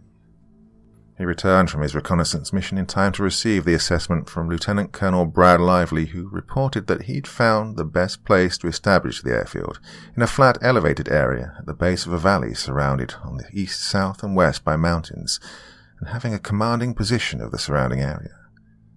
The downside was that the elevated plain appeared to be part of a large farming field, as there were several isolated farming villages located around the valley. Rather than waste aviation fuel to fly out and assess the area, Colonel Gabriel instead chose to trust his XO's assessment and put him in charge of establishing the airfield. Within 2 hours, the Harriers and rotor-wing assets were taking off again, heading north towards the newly established airfield. Along with them, Gabriel ordered a security platoon of Marines and a detachment of 4 of his 8 81mm mortars to bolster the Marines already there. Unknown to Gabriel, however, the Miu was also under observation. 4 cavalry scouts of II Parthica, now under the command of Legate Cornelius, had observed the invaders as they moved, noting that while their dragons were indeed fearful, they were also clumsy and difficult to control. They could not traverse over land as easily as the legion's horses, and had extreme difficulty crossing rivers. This information would be vital to Legate Cornelius, and the Roman scout leader sent one of his riders back to Sybaris. There may yet be a way to defeat these invaders. The next morning, the Miu moved out again towards Sibari, crossing over the armoured vehicle launch bridge again at a narrow point in the river. They travelled unmolested for over an hour, until the first choke point appeared in the distance. This choke point was a narrow passageway about 20 meters wide, running approximately 100 meters long, where the two rocky ridgelines met. Beyond the choke point, the ground opened up into wide grain fields. Colonel Gabriel halted his column 7 kilometers west of the first choke point. The recon Marines, which had been dropped in overwatch positions, reported that Roman forces had been arrayed in battle positions at the opposite side of the choke point. Again, the Marines utilized their recon drones, and Colonel Gabriel was treated to a panoramic view of the Roman forces opposing him beyond the choke point. There were at least 10,000 Roman soldiers facing them, 2 legions arrayed in disciplined formations of combatants, while their cavalry was arranged behind them. On their flanks were large Scorpio heavy dart launchers, Onager quick-firing catapults, and ballistae of every size. "Then place the howitzers and set the mortar tubes a firing," ordered Gabriel. "Prepare to drop rounds 100 meters in front of their vanguard." Now, unlike before, the Roman soldiers stood firm as the helicopters circled over their formation. However, as the artillery Marines struggled to rapidly emplace their 6-toed howitzers, one of the circling Venom helicopters transmitted a warning. "6, we have a column of Roman soldiers approaching your position from about a mile to your rear. They must have been camped out in the mountains to our north. They're coming at you at a dead run." Gabriel looked behind him, seeing nothing but the road bending around the mountain range which they just passed. The rear force of Roman soldiers had waited until the Marines had rounded a long bend, using the mountain to mask their movements until the last second to get as close to the Marines as possible. Still, that would have necessitated them to run at full speed to catch the invaders, as they were stopped at the first choke point. The Marine logistical and support elements were at the rear of the column, followed by a rear security detachment. Gabriel smiled.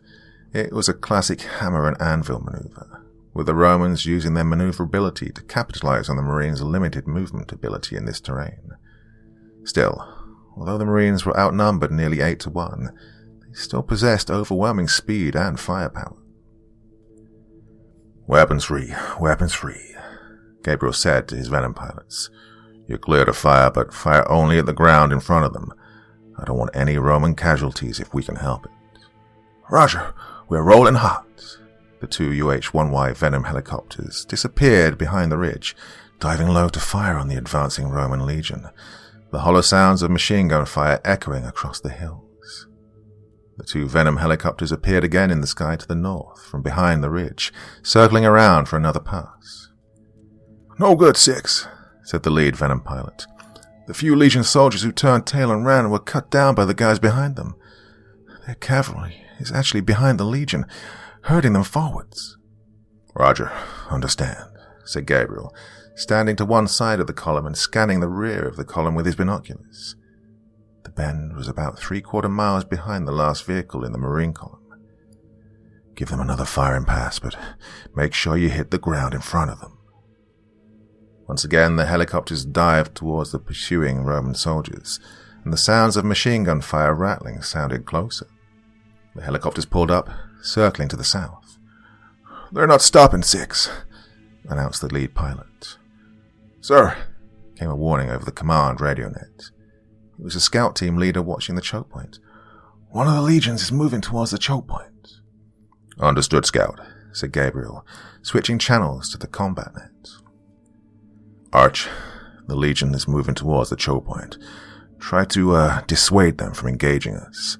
Make sure they don't block that passage." "Roger, 6, answered Colonel Wainwright. In seconds, the artillery and 81mm mortars barked, sending smoke grounds hurtling over the choke point to crash in front of the advancing Roman lines. To the Marines' rear, the security detachment leader radioed. "First elements of the Roman Legion have rounded the bend. They're not slowing down." "Stay frosty. Warning shots only," commanded Gabriel. The rear elements had by now turned their vehicles around, pointing the 50 caliber heavy machine guns back towards the way they came. Several of the machine guns barked, chewing up the ground in front of the charging Roman shoulders. But they came on regardless, boldly waving their gladius or spatha over their heads. A 40mm automatic grenade launcher from the Marine lines came alive with a chung chung chung, and high explosive rounds exploded in front of the Romans. But they still courageously pressed onwards, closing the distance with the invaders to only half a mile. In minutes, the Marines would be in range of their archers. "They're still pressing on, Six," reported the Venom pilot. "We can only stay on station for a few more minutes before we go to critical on fuel and have to pull back to the airfield." Colonel Gabriel exhaled in fury. He cursed the entity for putting his Marines in this situation. He cursed the entity for forcing those courageous Roman legion soldiers to charge bravely to their deaths. "Before this is over, you son of a bitch," whispered Colonel Gabriel, thinking about the glowing entity claiming to be God. "I'm gonna kill you." His voice heavy with regret, Gabriel grabbed the radio mic and angrily yelled, "Weapons free. Weapons free. Use of deadly force is authorized. Take them down. Take them down. But if their forces break, cease fire." "Roger, understand," said the Venom pilot with absolutely no enthusiasm whatsoever. "Roll in hot." The two Venom helicopters dove on the Romans one last time from behind the Marine lines, and firing their 4 forward-mounted machine guns while pods rained 70mm Hydra rockets down into the Roman ranks, cutting the exposed Roman soldiers down in droves. As the helicopters pulled up, the door gunners continued their firing, adding their mini-gun fire to the carnage. The two helicopters pulled up and turned north, making for the newly established airfield and leaving behind the bodies of nearly 200 dead or dying Roman soldiers scattered on the field. Still, despite the carnage which the Legion had just suffered, their losses were only a small handful of their total strength, and the Romans advanced even faster. The Marines at the tail of the common opened fire at the sea of armor-clad Romans charging towards them.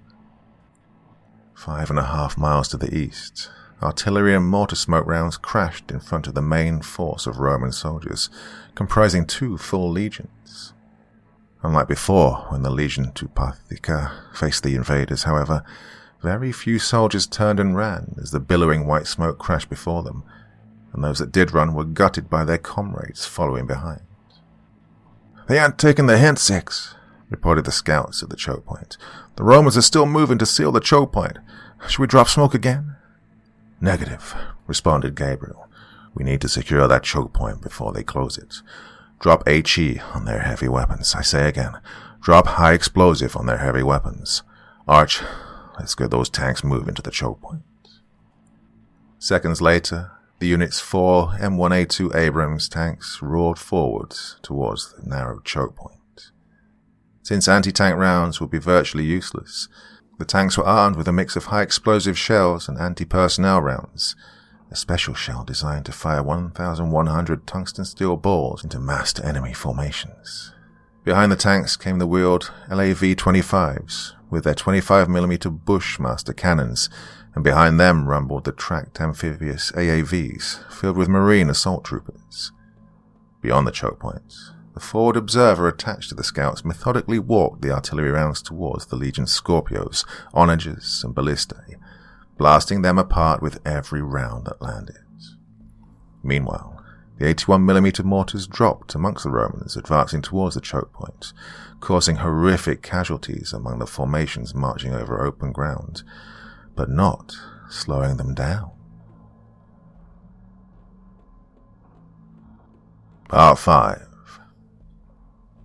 The passage was barely wide enough to allow 2 tanks to travel abreast as they charged into the opening, one tank slightly ahead of the other. A squared formation of Roman soldiers had closed to 300 meters to the mouth of the choke point when the lead tank fired its coaxial machine gun into the front rank, followed closely by the hollow whoosh of an anti-personnel round. 1,000 tungsten steel balls screamed towards the Legion formation, devastating them as the lead tank burst through the other side, followed closely by another tank behind it. The second tank immediately swung its turret to the right, firing an anti-personnel round into the second formation of Roman soldiers at close range, vaporizing nearly 50 of them in an instant. The third tank emerged a second later, traversing its turret to the left and firing another anti-personnel round at the Roman formation closing from that direction. The fourth tank emerged from the gap, quickly joining the lead tank in firing round after round of anti-personnel shells into the masses of Roman soldiers who had advanced to close range. But instead of stopping to engage the legion, the tanks roared on, crushing dozens of Roman soldiers under their treads as they carried their momentum to the second Roman legion who had, as yet, not been engaged. 10 LAV 25s emerged from the gap shortly afterwards, their 25mm chain guns ripping ugly holes into the Roman ranks, still trying to valiantly reform after the punch which they'd taken from the tanks. And though the Roman legion far outnumbered the invaders and had managed to rain thousands of arrows and slings against their terrible fire-breathing dragon beasts, no weapons which the Romans possessed seemed to stop them. Even when one of the legion's few surviving ballista struck one of the invaders' dragons head-on, it continued forwards as if it had never felt the powerful blow and continued to spew forth fire and death.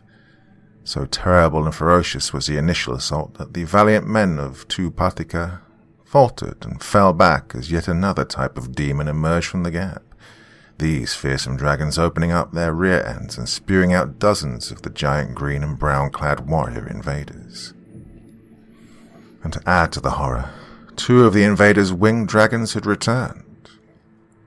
The first Harrier pulled up after dropping its payload of CBU cluster bomb units on the Roman legion which was attacking the Marines from the rear, the bombs separating into hundreds of smaller bomblets which rained down over a wide area. The ground around the legion attacking the Marines' rear flank literally erupted and exploded as the Harrier howled deafeningly overhead, blowing the Romans apart as they faithfully but fruitlessly pressed forwards. But the attack of the first fearsome dragon had hardly ended when a second one appeared behind the first, continuing the reign of death that the first dragon had begun. The 16 Geminus Legion legate, Titus Larsius, had fallen along with the camp prefect in the fires of the first dragon attack. With the loss of their leadership, the second attack of the fearsome invaders' grey dragons caused the legion to lose its nerve as the broken bodies of almost 1,000 of their number littered the ground. For the second time, 16 Germina turned and fled in the face of the invaders, none of their number getting any closer than 100 meters to the Marine lines.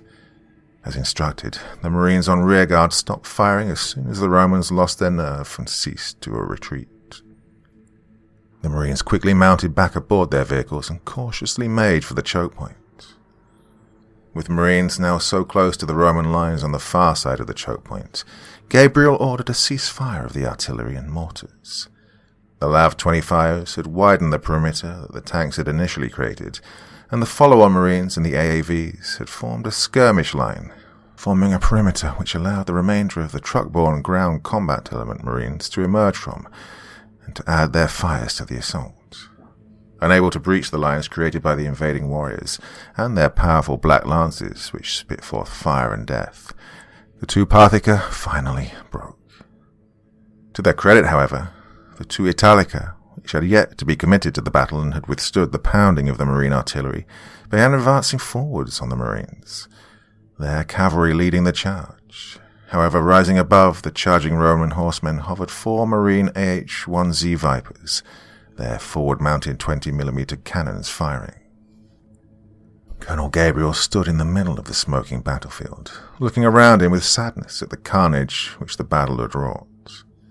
His heart ached as he looked at the bodies of thousands of noble Roman soldiers littering an area of almost 1 square mile, many of the courageous warriors having fallen in disciplined formations. He felt sick to his stomach.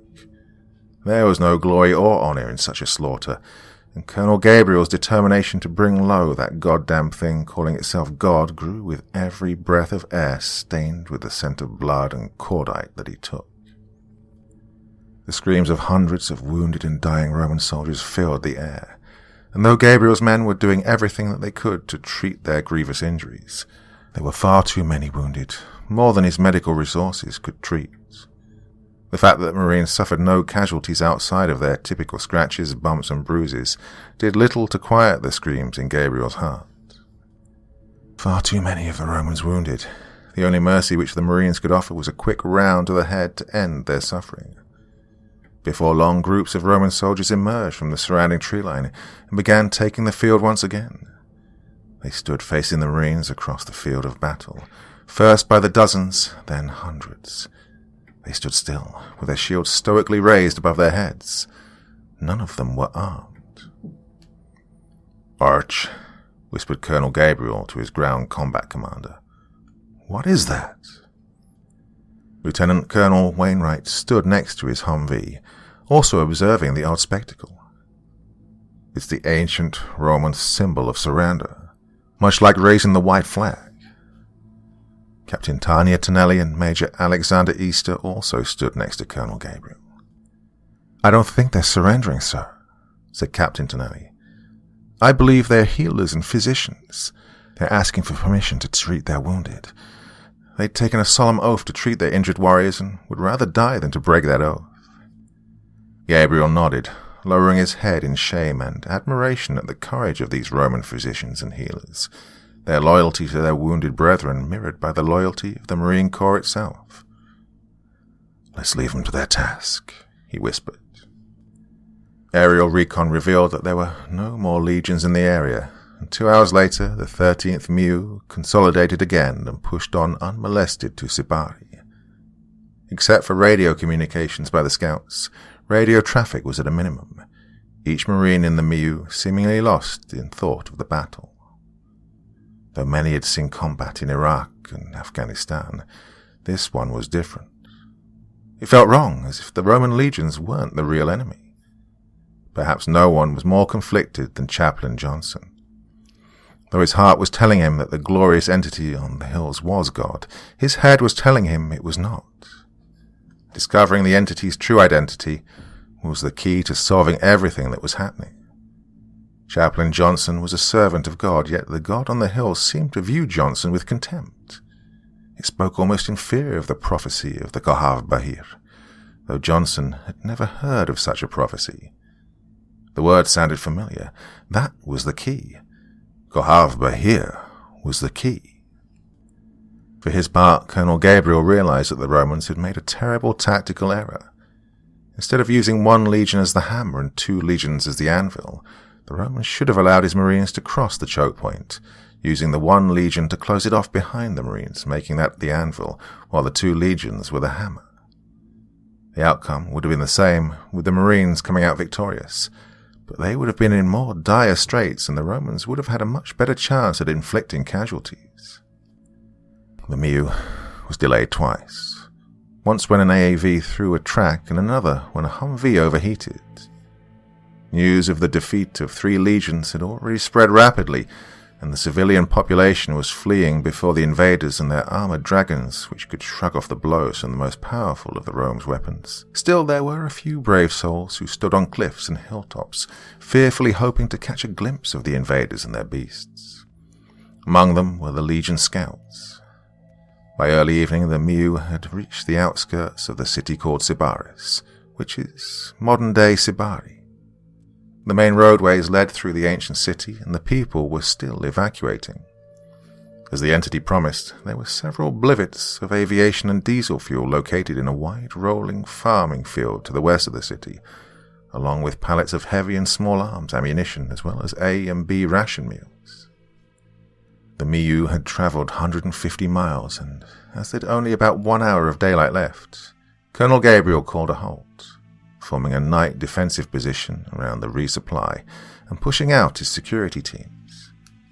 As his Marines worked into the night breaking down pallets and replenishing their stores, the cooks got to work setting up their field kitchens to prepare a hot meal. Mechanics and crews were also busy getting their vehicles fully mission capable, working under spotlights hooked to portable generators while the mortar teams emplaced their tubes, readying them to fire illumination rounds throughout the night. At his Humvee, Chaplain Johnson and his chaplain's assistant held an impromptu service which was attended by an unusually large number of Marines. Colonel Gabriel called Colonel Lively at the forward airfield, informing him of the day's battle and of his intention to remain at their current positions for the next few days. Priority would be vehicle maintenance, consolidation of the airfield, and extensive reconnaissance for the push to Potenza 100 miles to the northwest. The ground would be more open, with the rivers Agri and Basento needing to be crossed. Finally, he told Lively to have the Mew's 4 attached CH-53 Super Stallions ready for launch in the morning, as they'd have to pick up the tents for the airfield and the much-needed aviation fuel that was here at Sibari. Emperor Tiberius read the report once again, about the 20th time since he and his entourage had abandoned their positions and begun the trip back to Rome. The reports from his scouts about the invaders' conduct of battle were as disheartening as they were intriguing. All totaled, the 3 Roman legions faced the invaders with 15,000 soldiers.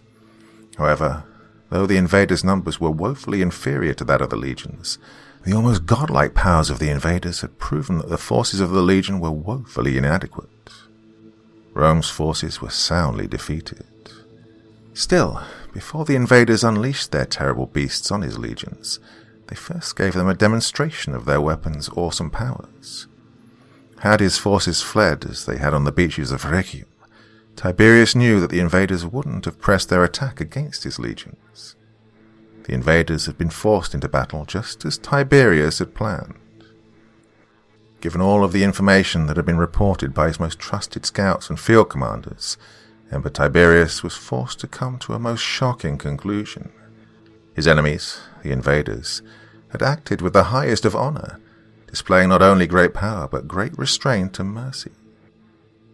Of his 15,000 soldiers, only 6,000 had been lost, either killed or wounded.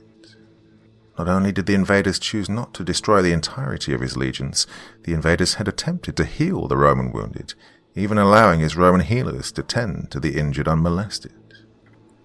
The invaders could have destroyed all 3 of his legions. They'd chosen not to do so, allowing them to retreat and regroup and treat their wounded. Emperor Tiberius was struggling with one thought that was haunting him ever since God had ordered him to destroy the invaders who threatened the Roman Empire. By all evidence, the invaders didn't want to wage war with Rome at all. The invaders had only attacked when the legions had forced them into aggression. The thought that God had instructed him to defend the empire against such a noble foe greatly disturbed the Roman emperor. Tiberius was also loath to admit that it was a mistake for him to have taken personal command of the 3 legions away from his more experienced commander, Imperial Legate Flavius Aetius, who was originally in overall command of 16 Gemina, 2 Parthica and 2 Italica. After the first battle with the invaders, Tiberius returned command of what remained of his decimated legions to Aetius, ordering him to consolidate their forces and form the defences around Neapolis as quickly as possible. The Mew had to deviate from their course by 20 kilometers to find a narrow enough crossing to ford the river Agri.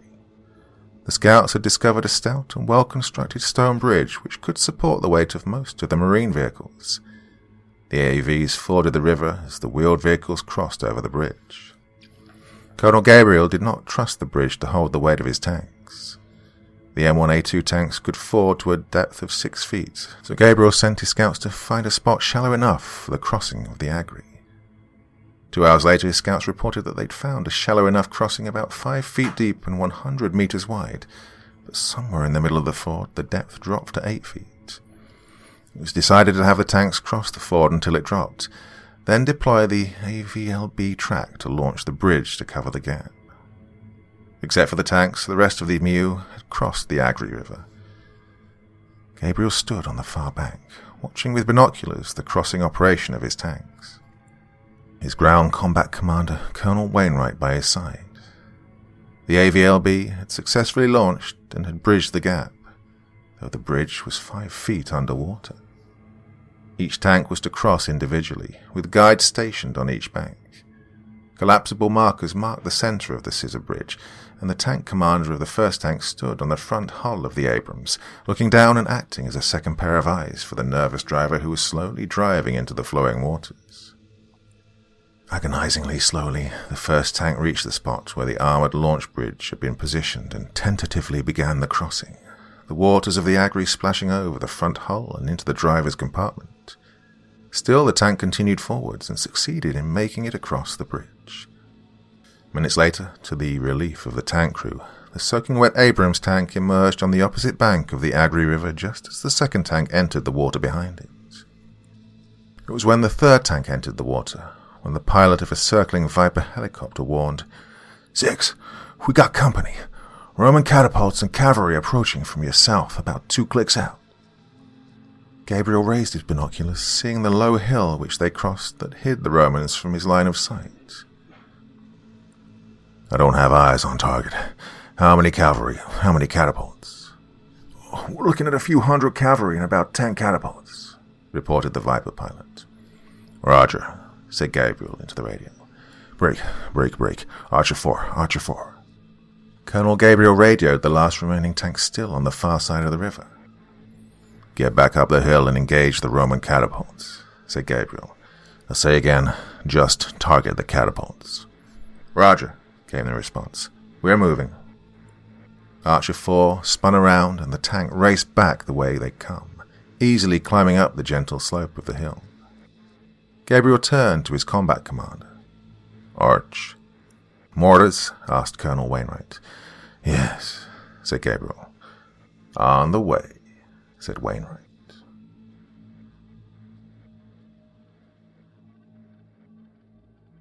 Part 6. With the Viper helicopter acting as the forward observer, the mortars fired a few adjustment rounds over the hill to mark the targets before finally dropping the Marines' new non-lethal indirect fire munition, a round that disperses flashbang submunitions over a wide area to temporarily stun and daze people. The rounds fell amongst the charging Roman cavalry with devastating effect, terrifying both horse and riders.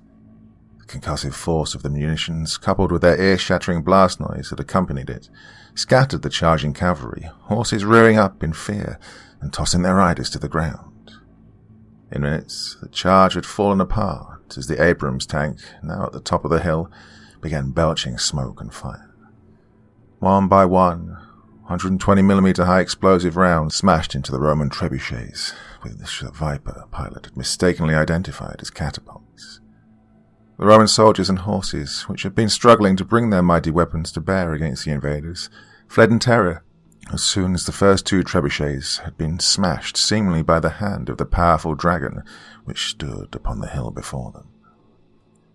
It took only minutes for the invaders to smash the Roman cavalry and heavy weapons, even though most of the invaders never even laid an eye on the Roman attackers. And despite the power of the invaders, which broke their attack and injured many Roman soldiers, not one of them had lost their lives 2 hours later. The 13th Mew was on the bank of the Bacento River, 2 wide and well-built bridges capable of supporting the weight of Gabriel's tanks spanning the water. And positioned in the rolling fields before the Marines stood formations of thousands of Roman soldiers. The Romans stood stoically, unit pennants flying in the breeze, almost defiantly daring the invaders to cross. Once again, the mortars were in place for firing while the artillery battery also unhooked from their trucks, their tubes facing almost straight up as the Romans were only 2 miles away. Gabriel had his tanks at the foot of the 2 bridges to provide fire support and arrayed his LAV-25s and AAVs to cross the 2 bridges. Imperial Legate Gaius Marius, commander of Legion 16 Gallica and the Legion 8 Macedonia, 10,000 soldiers in all, studied the invaders from his chariots. They were of smaller number than his men, just as the scouts had reported, but their dragon beasts looked fearsome indeed, no matter what size they were, and they chewed up the ground over which they walked. But nothing seemed more fearful than the flying dragons and locusts which circled the invaders protectively overhead. Still, the reports from the healers said the invaders were behaving strangely, showing mercy, even kindness to those Roman soldiers who had been wounded in battle, treating them with strange poultices, medicines, and bandages to stop bleeding and save lives. And of the civilians, the invaders neither slaughtered nor took slaves or demanded ransom, instead allowing them to leave unmolested ere they crossed the land. The invaders made displays of power to the legions which opposed them, as if in warning that they did not wish to fight, but would defend themselves if attacked. Imperial Legate Gaius Marius knew he was taking a big chance, and he prayed he was not wrong. He knew that his decision was a fatal one for him, but he was a dead man anyway, after he'd made up his mind. It was the lives of his men which concerned him. From the bridges the dragons roared and rumbled across, moving faster than Marius could ever have imagined. Behind them, the invaders called upon their thunder weapons as the great grey flying dragons and locusts dived upon his formations. Meanwhile, the ground 200 meters in front of his forward formations erupted with noise and explosions, as if an army of volcanoes were being formed right in front of the legions. Many of his men faltered at the power of the gods. "Stand your ground," yelled Marius. "Stand your ground. Show these invaders that neither smoke nor noise nor even dragon will shake the hearts of the men of Rome. Hi-yah!" Marius raised his spear above his head, shaking it in defiance. His legions did the same, and a loud roaring like that of a lion raged back at the Marines. "Let these invaders know that they shall not cross this land without our permission." Once again the legions roared in defiance. Two of the invaders' giant flying locusts hovered in front of the legion commander, but Marius stood unmoving, staring defiantly back. Filled with both fear and defiance, Marius pointed his spear at them, yelling, "Go back, locusts! You shall find no fear in these hearts." And then the locusts turned and flew back to where the invaders were positioned across the river. The dragons were still approaching, but they'd slowed once they'd crossed the river over the bridge. An imperial legate, Gaius Marius, called to his trumpeters and signals captains. "Signal the legion commanders," he ordered. "Tell them to retire their men from the field." The ringing sound of trumpets signaling the legions to withdraw blared across the field, and in very disciplined order, the formations of Roman soldiers marched to the left and to the right of the field, creating a wide path through which the invaders could pass into the valley beyond. "Imperial legate Gaius Marius," said Marius' shocked second-in-command, Bidinus Pedophilus. "What are you doing? This is not what we planned." Marius turned to look at Pedophilus, waving his hand in a sweeping motion towards the low hills surrounding what was to be the battlefield. "Hold your tongue, Tribune Bidinus Pedophilus. Look around you at the hills," commanded Marius. Tribune Pedophilus, a politician and not a warrior, did as he was told, seeing that thousands of civilians, mostly women, children, and the elderly, had assembled on the hills. They were looking down at the legions, looks of worry and despair on many of their faces. "The men of the legions come from this area," said Marius. "Those people shall not see their husbands, fathers, and sons die on the field today." "This decision will mean your life, Marius," said Pedophilus. "This is treason." Marius looked across the field. The invaders' dragons had stopped, just as he had expected. From behind the large dragons, a smaller sand-coloured dragon crossed the bridge and approached his chariot. "So be it then. My life is a small price to pay for the lives of my legions." Imperial legate Gaius Marius stood confidently upon his chariot as its driver held the horse to a slow gallop towards the invaders. Marius was flanked to his left by a chariot where rode his tribune, the legion's second-in-command, and a chariot to the right ridden by his camp prefect, the legion's third-in-command. Though outwardly, Legate Marius displayed an air of regal confidence, inside of him his rapidly beating heart hinted at a tinge of self-doubt. What if he was wrong about the invaders? What if they were barbaric animals after all, and this was a trick to cut the head from the snake? The dragon beast separated from its brethren and rumbled slowly towards the Roman commanders. It was smaller than the others, and its colour was like that of sand. It matched the pace of Marius' chariots and stopped in the middle of the field. As Legate Marius' chariot slowly closed the gap, the dragon opened 4 of its mouths, and from it stepped 4 of the invaders, each clothed in their fearsome green and brown clothing, just as the reports had described, but none carrying the dreadful black lances that spit fire and death. Marius' eyes narrowed as he realized that the dragon wasn't a dragon at all, but rather a strange mechanism which the invaders relied on for their transportation. And the invaders, while taller than most Romans, were not giants, but humans. Marius studied the 4 invaders, who had emerged from their strange contraption, which needed no horses to power it, as they walked slowly towards him. He ordered his chariots to halt, and he stepped down. flanked by his tribune and camp prefect. Marius strode towards the 4 invaders. 3 of them were men and 1 a woman. What is this? The invaders count women among their number of warriors. The sight stunned Marius, but he did his best not to show it. He approached the 1 invader who stepped forward, the invader's eyes and forehead bearing the familiar wrinkles that come with commanding warriors in battle. The invader removed his helmet, revealing a head of short grey hair framing a wrinkled brow heavy with responsibility. Marius removed his own helmet, also revealing a head of short grey hair framing a wrinkled brow heavy with responsibility. Legatus Augusti pro praetore Gaius Marius, said the imperial legate. Colonel Solomon Gabriel, 13th Marine Expeditionary Unit, United States Marine Corps, replied the invader. Though he did not know what strange tongue he spoke, Marius assumed that the invader had given him his name and the name of his mighty warriors. Colonel Solomon Gabriel, said Marius, Misere, Deus pugnarent dies. Colonel Gabriel turned to his right where Chaplain Johnson stood. Chaps, care to hobble what this gentleman just said?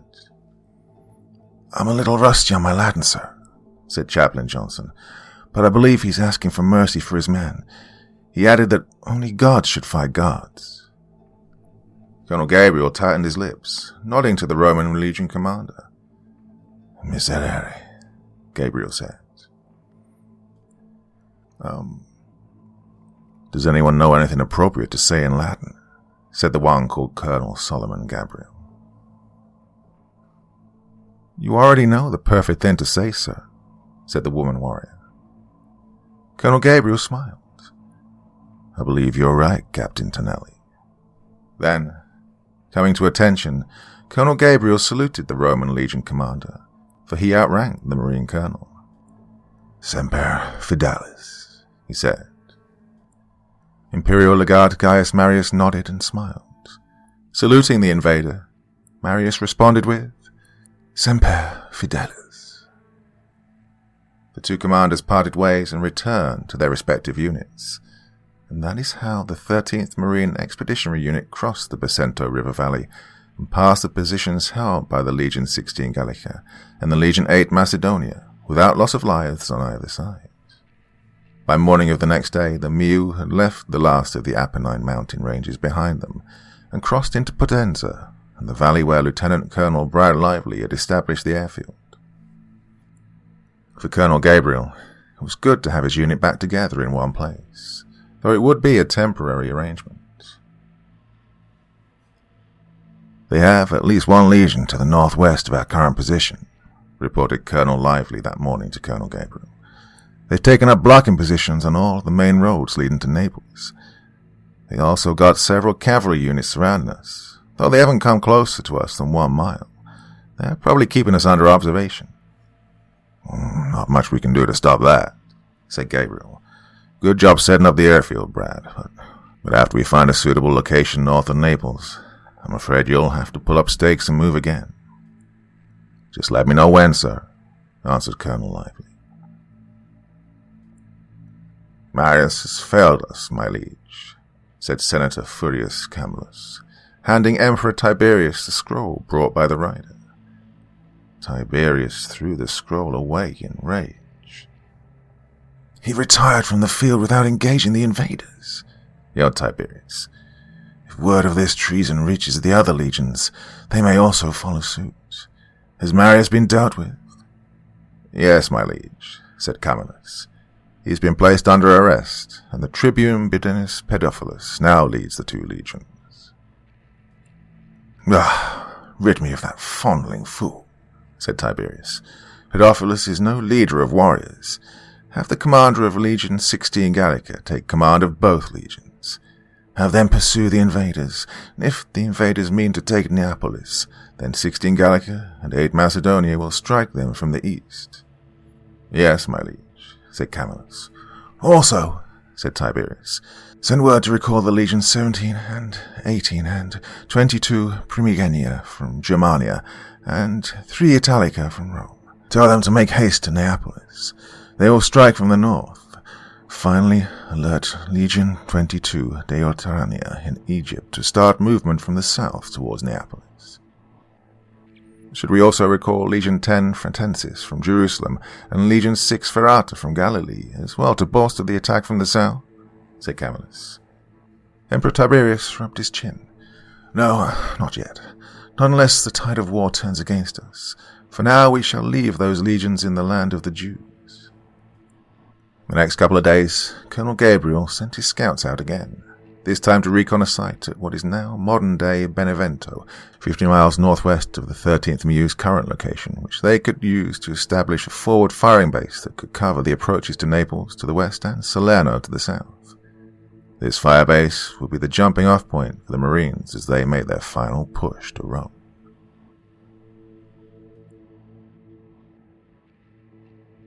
Part 7. After 2 days, the scouts had located several positions to the west, which may have been tactically feasible as a firebase. Instead of ordering his XO to establish the firebase, Colonel Gabriel went out himself aboard an Osprey with a security squad of Marines to recon the potential sites. By the end of the 3rd day, the last of the 5 sites which Gabriel surveyed turned out to be the best. It was located atop a relatively flat but rocky ridgeline south of Benevento, where 3 major roads intersected with Naples to the west and Salerno to the south. His plan was to have his engineers use their dump trucks and bulldozers to build the road which would lead from the road up to the firebase. Meanwhile, he would airlift 3 of his 6 howitzers, along with 4 of his 8 81mm mortars, and a company of infantry for security, to the top of the ridge where they would keep overwatch of the roads, as well as the engineers who would be constructing the road to the firebase. On the morning of the 4th day since their last encounter with the Roman legions, the Marine Security Company and the mortars had been airlifted to the site of the new firebase and were given instructions to prepare the site for the arrival of the 3 howitzers. Meanwhile, the ground element of engineers, scouts, and the security element of LAV-25s and armoured Humvees departed the airfield for the new firebase over 50 miles away. Late in the morning, the Marine convoy was stopped as it travelled down a narrow road through a rocky hillside. In front of the lead scout vehicle lay a Roman soldier, his neck broken when the horse he was riding on threw him. The Roman soldier had been pushing his horse hard as they charged down the roadway. As they turned the corner of the hillside, they came face to face with one of the invaders' small dragons. The horse had reared up in fear, tossing its rider, then sprinting up the embankment, disappearing into the field on the other side. The scout marine slammed on the brakes of his armoured Humvee as soon as the rider rounded the corner. He stood over the body of the dead Roman soldier, who looked to only be in his mid-teens. "I'm sorry, I'm so sorry," said the young Marine, a private first class by the name of Hendrik. He knelt over the young Roman soldier's body. He came around the corner so fast I didn't see him in time. "Nothing you could have done about it, Hendrik," said his squad leader, a sergeant by the name of Ellis, who was standing next to PFC Hendrik. The way he was pushing his horse, he was probably a messenger. Look, he has a leather messenger pouch over his shoulders. Hendrik, he didn't do anything wrong. He just came around the corner and... An arrow penetrated Sergeant Ellis's throat just above the neckline of his body armor. The Marine Scout team leader jerked up and fell backwards onto the rocky ground. "Sergeant Ellis!" screamed PFC Hedrick, just as 2 arrows hit him, one bouncing off his frontal body armor and one penetrating his left arm. Hedrick grabbed his left arm, yelling in pain as a second arrow hit him square in the face. PFC Hedrick fell backwards, his body lying motionless next to that of his squad leader. In the fields to the right of the Marines and the hills in front of them, hundreds of Rome's finest archers emerged, having camouflaged themselves by hiding patiently under sheets dyed green and brown. They stood up and rained arrow after arrow upon the invaders and their fearsome dragon beasts. Marine gunners on the vehicles spun their turrets and immediately returned fire with machine gun, 40mm grenade, 25mm chain gun, and small arms fire, swallowing the Roman archers in a cacophony of deadly explosive firepower. The Viper and Venom hunter-killer helicopters, which had been circling overhead, dived towards the Roman ambush, the Viper vengefully firing its entire payload of rockets into the Roman archers facing the Marine convoy, while the Venom rained the field next to the Marines in machine gun fire. Only moments later, after the Romans had initiated their ambush, it was over. The positions in which they had been hiding, now shrouded in smoke and fire, and littered with the dead and dying bodies of the courageous Roman archers, who knew that by the time Apollo had ended his trek across the sky, they would indeed be dining with Hades tonight. Medical evacuation helicopters arrived to take the 6 Marines who had been wounded by the Roman arrows that had found the gaps in the Marine body armor. Fortunately, though their wounds were painful, they were not life-threatening.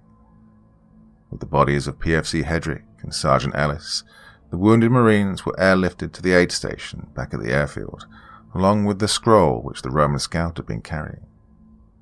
Soon the Marines were on the move again, the radio silent as they mourned the deaths of 2 of their courageous scouts.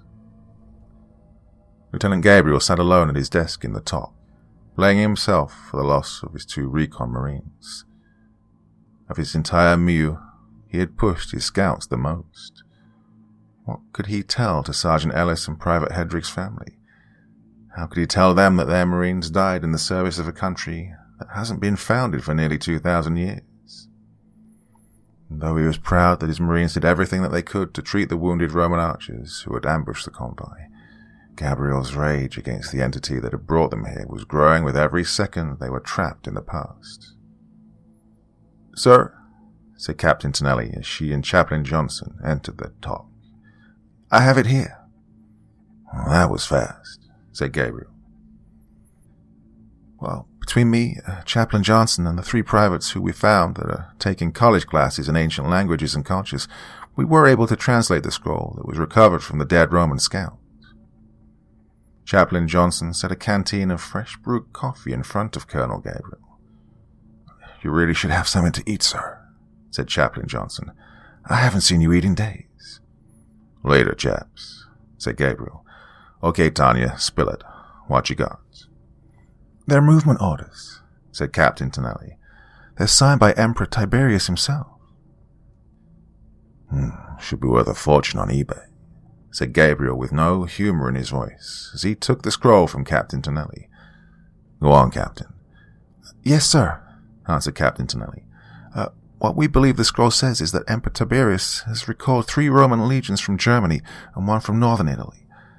They're setting a trap for us at Naples, planning to hit us with 3 legions attacking from the north, 2 to our west, 2 to the east, and 1 legion recalled from Egypt to hit us from the south." Said Gabriel.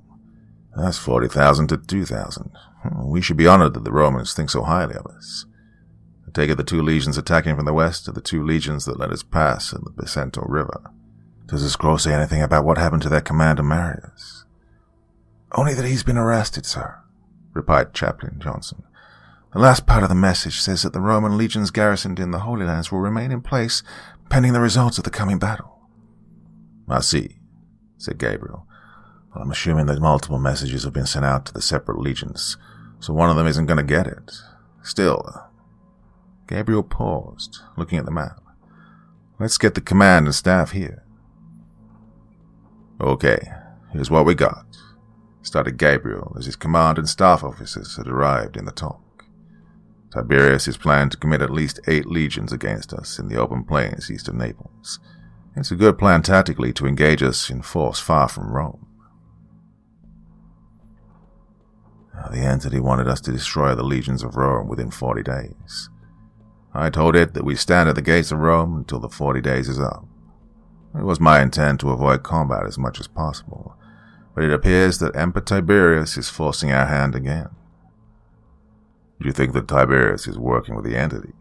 asked CSM Tunstall. "To destroy his own military," said Gabriel. "I don't think so. I'm still going with the assumption that the entity is playing us and the Empire against each other. It's still a mystery why it wants the Roman legions destroyed." "I don't think it matters to the entity where the legions are destroyed, as long as they are," said Major Alexander Easter. "That entity is pulling all the strings here." "I agree," said Gabriel. but we aren't going to play his games anymore. I don't know what's supposed to happen when the 40 days is up. We aren't going to be doing our part in preventing some prophecy from occurring. Gabriel then pointed at the map. Changing the operations plan, folks. I'm moving up the timetable of our move to the new site to tomorrow. It's a more defendable position than our current location, and because it's at a major crossroads, we can hit the bridges and overpasses that the legions will have to cross. Once we establish the firebase and the airfields, we go over to the defensive, using air and artillery to interdict any Roman formations. Hey, S6, what's our fuel and POL status? Currently, we're at about 75% motor gas, about 3,000 gallons. We're down to 50% fuel for the generators and 60% aviation fuel, answered the S6 supply officer. By the time we establish the new position, we'll be critical on fuel and POL. Colonel Gabriel nodded. I understand. What about Class 1 supplies? Currently, we have a week to 10 days of MREs and rations, but only about a week of potable water, answered the supply officer. The water purification unit is operational, however, so if there's a water source at the new site, we should be good. Colonel Gabriel, said Colonel Arch Wainwright, we're going to need a resupply once we get there. That means we'll have to trust the entity to make good on his promises. I know, Arch, conceded Gabriel, but I'm betting that the entity needs us more than we need it. The Marines worked through the night breaking down the airfield, loading supplies and equipment onto vehicles, and breaking down tents in preparation for the morning's movement to the new location. At first light, the first chalks of helicopter flights airlifted the 1st Marine Infantry Company to the new forward operating base, along with the remainder of the 155mm howitzers and their crews. Upon arrival at the new firebase, the Marine Infantry Company secured the designated landing zones, and those aircraft not directly involved with convoy security flew to the new site. Meanwhile, the remaining Marines rolled out of the airfield, headed for the new forward operating base over 50 miles away. The convoy road march to the new site went unmolested by the Romans, the only delays coming from vehicle breakdowns which had to be towed, and by late afternoon, the Marines' move to the new location had been completed.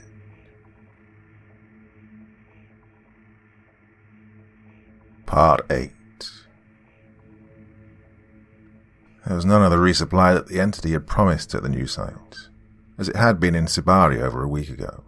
Still, Colonel Gabriel couldn't allow that from stopping him from establishing the now consolidated operating base, though they would have to ration the use of Morgas, and especially GP8 aviation fuel, which they were down to less than 35%. To limit the movement of the legions, Gabriel and his Harriers and engineers blew all of the bridges to the southern and eastern approaches within a 5-mile perimeter of the base, leaving only the 3 larger bridge crossings to the northwest of his position leading to Naples. It took 2 days for his engineers to create and improve the hard-packed road which led up a gentle 300-meter slope to the main firebase located on a commanding position 50 meters on the top of the ridge. At the base of the ridge, where the engineers had constructed the road, Gabriel had designated as the airfield where his air assets would be launching. 2 streams ran parallel to each other on the base's southeastern perimeter, where the water purification Marines busily began restocking the Mew's 500-gallon water containers. By limiting and conserving fuel usage, Major Alexander Easter, the operations officer, estimated that the Mew had a week to 10 days of fuel left, assuming that the Marines went over to the defense. Gabriel hated giving up the initiative to the Romans, as it allowed them to maneuver and consolidate their forces, and Gabriel had no doubt that was exactly what the entity wanted to happen. It was pulling the strings, which would force one climactic encounter between his Marines and the Roman legions. Still, Gabriel once again sent out platoons of Marines to scour the surrounding countryside, looking to see if they could find any signs of the entity leaving a resupply depot. After 2 days of searching, in which time the Marines were consolidating and improving their defensive positions, it became apparent that there was no resupply to be found. Although the patrolling Marines did report heavy Roman movement to the west and south, and especially north, where the legions were looking to consolidate in South Naples, Already they were either bypassing or repairing the bridges which had been blown. By Major Easter's estimation, they'd be in South Naples and ready to move against the Marines in about 1 week's time, when the Marines would be critical in fuel. 6 days later, Colonel Gabriel and Lieutenant Colonel Wainwright, the ground combat commander, were in a UH-1 Venom helicopter, circling the rolling flatlands 4 miles west of their position. Oh, that son of a bitch, that damned glow-in-the-dark son of a bitch. Below them was a massive supply depot that had appeared overnight with pallets of fuel, POL, stores, munitions, and rations, enough to sustain the 13th MEU for weeks. The process to transport the supply depot would probably take a few days, even using their assets. The problem was the entity had left the supply depot behind the lines of 6 full Roman legions, a force of over 30,000 soldiers. If the Marines wanted it, they'd have to come and take it from the Romans. "Arch," said Gabriel, "what do you think? Can you secure it?" "Maybe," said Colonel Wainwright. "But it'll take every Marine we can spare that can carry a weapon. Oh, we'll need to be quick. We need to be violent. We'll need to use every weapon at our disposal. And, sir, we cannot afford to show mercy. There'll be lots of casualties on both sides." Gabriel nodded, silently watching as the supplies which his Marines sorely needed rotated below his orbiting helicopter. "Sir," said Wainwright, "I don't like it that the entity is calling the shots, bending and twisting circumstances to fit his needs. First chance we get, I want permission to engage and kill it." "Permission denied," said Gabriel. "If that opportunity arises, I reserve the honor of ventilating that reject from ancient Beagate creepypasta myself." The last of all the available aviation fuel was fed into the Harrier jump jets and the Viper and Venom helicopters which would be participating in the assault. What was left over was put into the Ospreys and Sea Stallions, their rear ramps dropped to allow a 50 cal machine gunner to fire out of the back. Their mission was to hit all of the Roman heavy siege weapons, which had been lined in 3 rows, each row a half-mile long and facing the charging Marines. As usual, the M182 Abrams tanks would lead the assault, followed by the LAV-25s and the AAVs. These would be followed closely by armored Humvees mounting miniguns or heavy machine guns, and these, in turn, were followed by 7-ton trucks loaded with 2 companies of infantry who would secure the supply depot. Meanwhile, the full complement of the Marines' artillery and mortars would hit the Roman lines to clear a path to the supplies. No warning shots this time. The indirect fire Marines set the fuses of their high-explosive rounds to air burst, which would cause them to explode over the heads of the Romans, inflicting the widest casualties over the widest area. Meanwhile, the tanks and LAV-25s were to hit the front lines of the Roman legions with everything that they had, including the dreaded anti-personnel rounds, punching holes into their ranks as quickly and violently as possible. Gabriel hoped that a quick, massive display of overwhelming firepower would shatter the legions' will to resist and cause them to flee. Though this would regretfully cause a massive amount of casualties to the Romans, their casualties would be far lighter than if the battle were allowed to be reduced to a protracted battle of attrition. Normally, for a battle this size, Gabriel would be in the air in his own command and control helicopter. Instead, he chose an elevated spot on the ground to observe the battle, allowing that fuel to put another gunship in the air. The 3 bridges spanning the Benevento River, each stout enough to hold the weight of his tanks, was 1 mile down the ridge to his southwest. The Roman legions were arrayed in the fields to the west of the bridges, only 3 miles away. The entire battlefield could be observed from Gabriel's vantage point. Chaplain Johnson and his chaplain's assistant sat in their Humvee, having no part to play in the coming battle. Something was eating at the chaplain.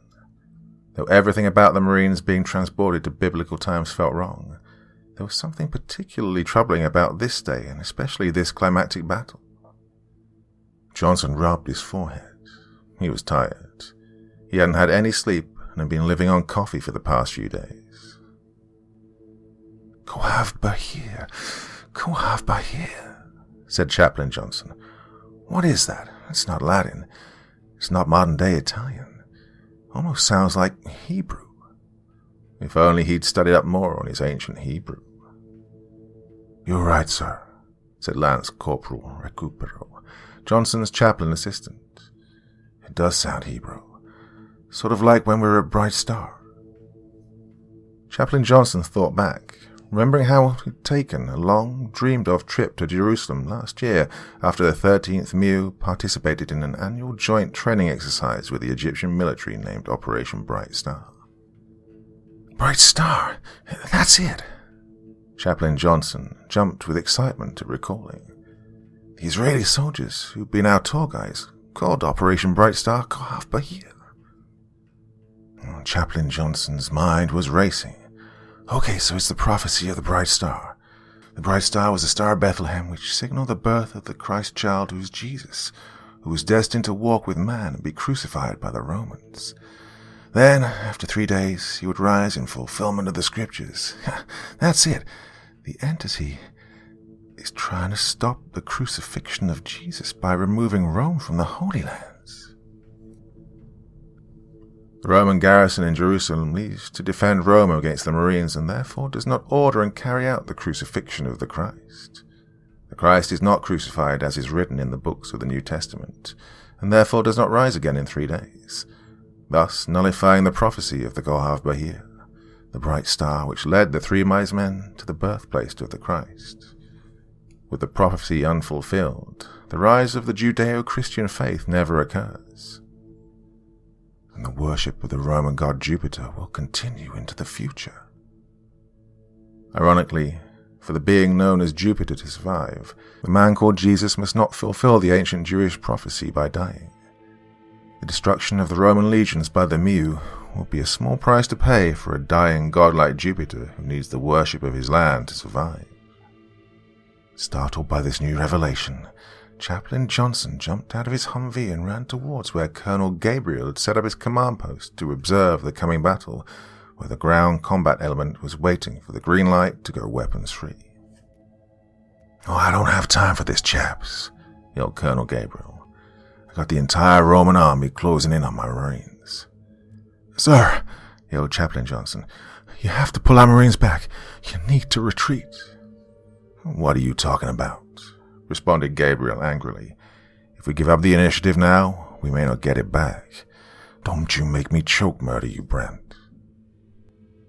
"Colonel Gabriel," said Chaplain Johnson, "the prophecy the entity was talking about refers to the crucifixion of Christ. At the end of 40 days, the man who is now in Jerusalem named Jesus will be put to death by the Romans for treason. 3 days after that, he'll rise again in fulfillment of the scriptures. He'll then send out his disciples across the known world, and a new religion will be born, one which will completely destroy the entire pantheon of Roman gods. If we destroy the legions here..."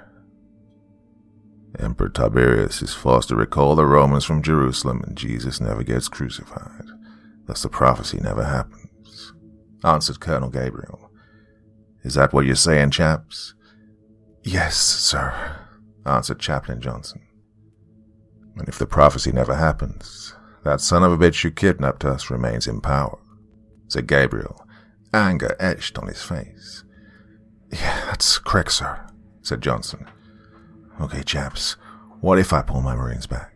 said Gabriel. "What if we cease operations right now and I tell the entity to go screw himself?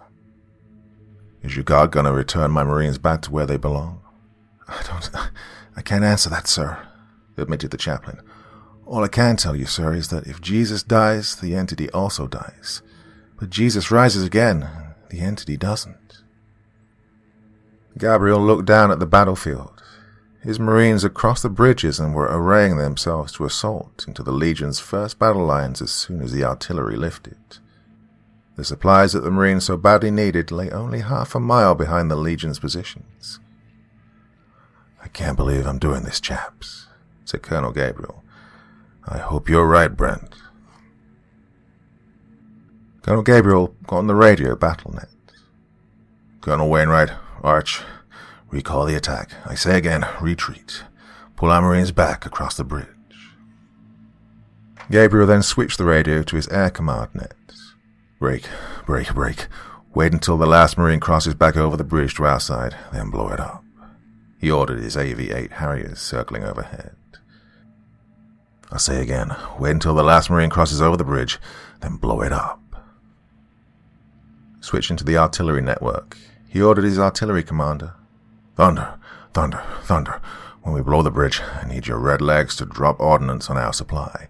I say again, hit our resupply once the bridge is down. Gabriel dropped the radio hand mic and turned to Chaplain Johnson. When you get a chance, chaps, tell Jesus he owes us a favor. He put his binoculars to his eyes, watching as his Marines were already falling back across the bridge, his Harrier pilots arming their paveway bombs in order to collapse the bridge once the last Marine element had crossed. Next to Gabriel, the artillery Marines were adjusting the tubes of their howitzers, preparing to hit the resupply depot with high explosives rounds as soon as the Harriers dropped the bridge. The legions had stopped advancing, the Roman soldiers cheering in victorious relief as the invaders withdrew.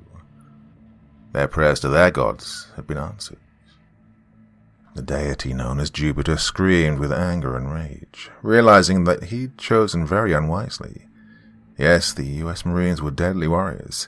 Yes, the U.S. Marines were the most elite fighters of their time. But the Marines were also honorable. The Marines were virtuous. Worse, the Marines had proven that they had the ability and the character to think and act for themselves, loyal as they were to the accursed U.S. Constitution and dedication to their esprit de corps. The Marines had completely destroyed the carefully laid plans of the entire pantheon of Roman gods.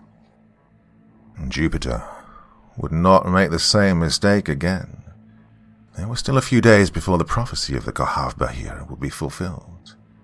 The man who was Jesus the Christ still had not been crucified, as was foretold in the scriptures.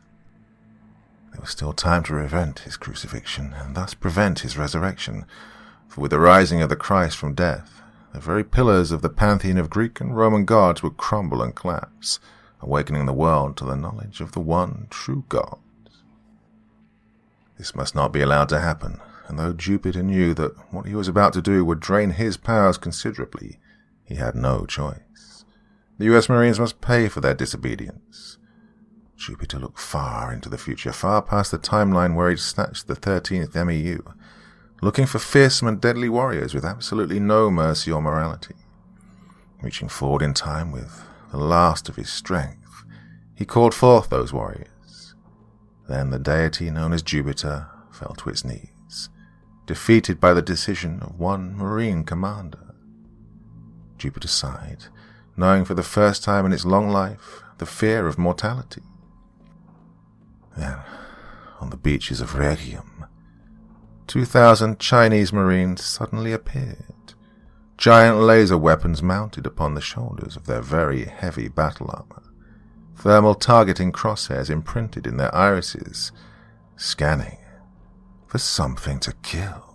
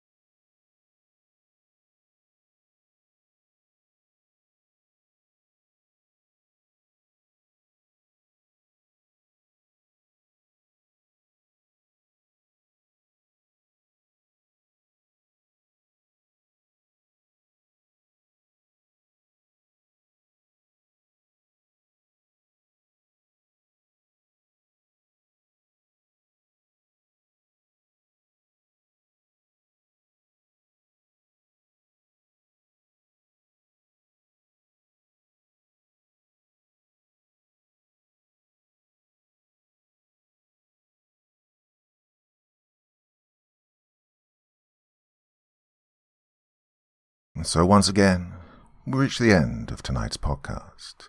My thanks as always to the authors of those wonderful stories, and to you for taking the time to listen. Now, I'd ask one small favor of you.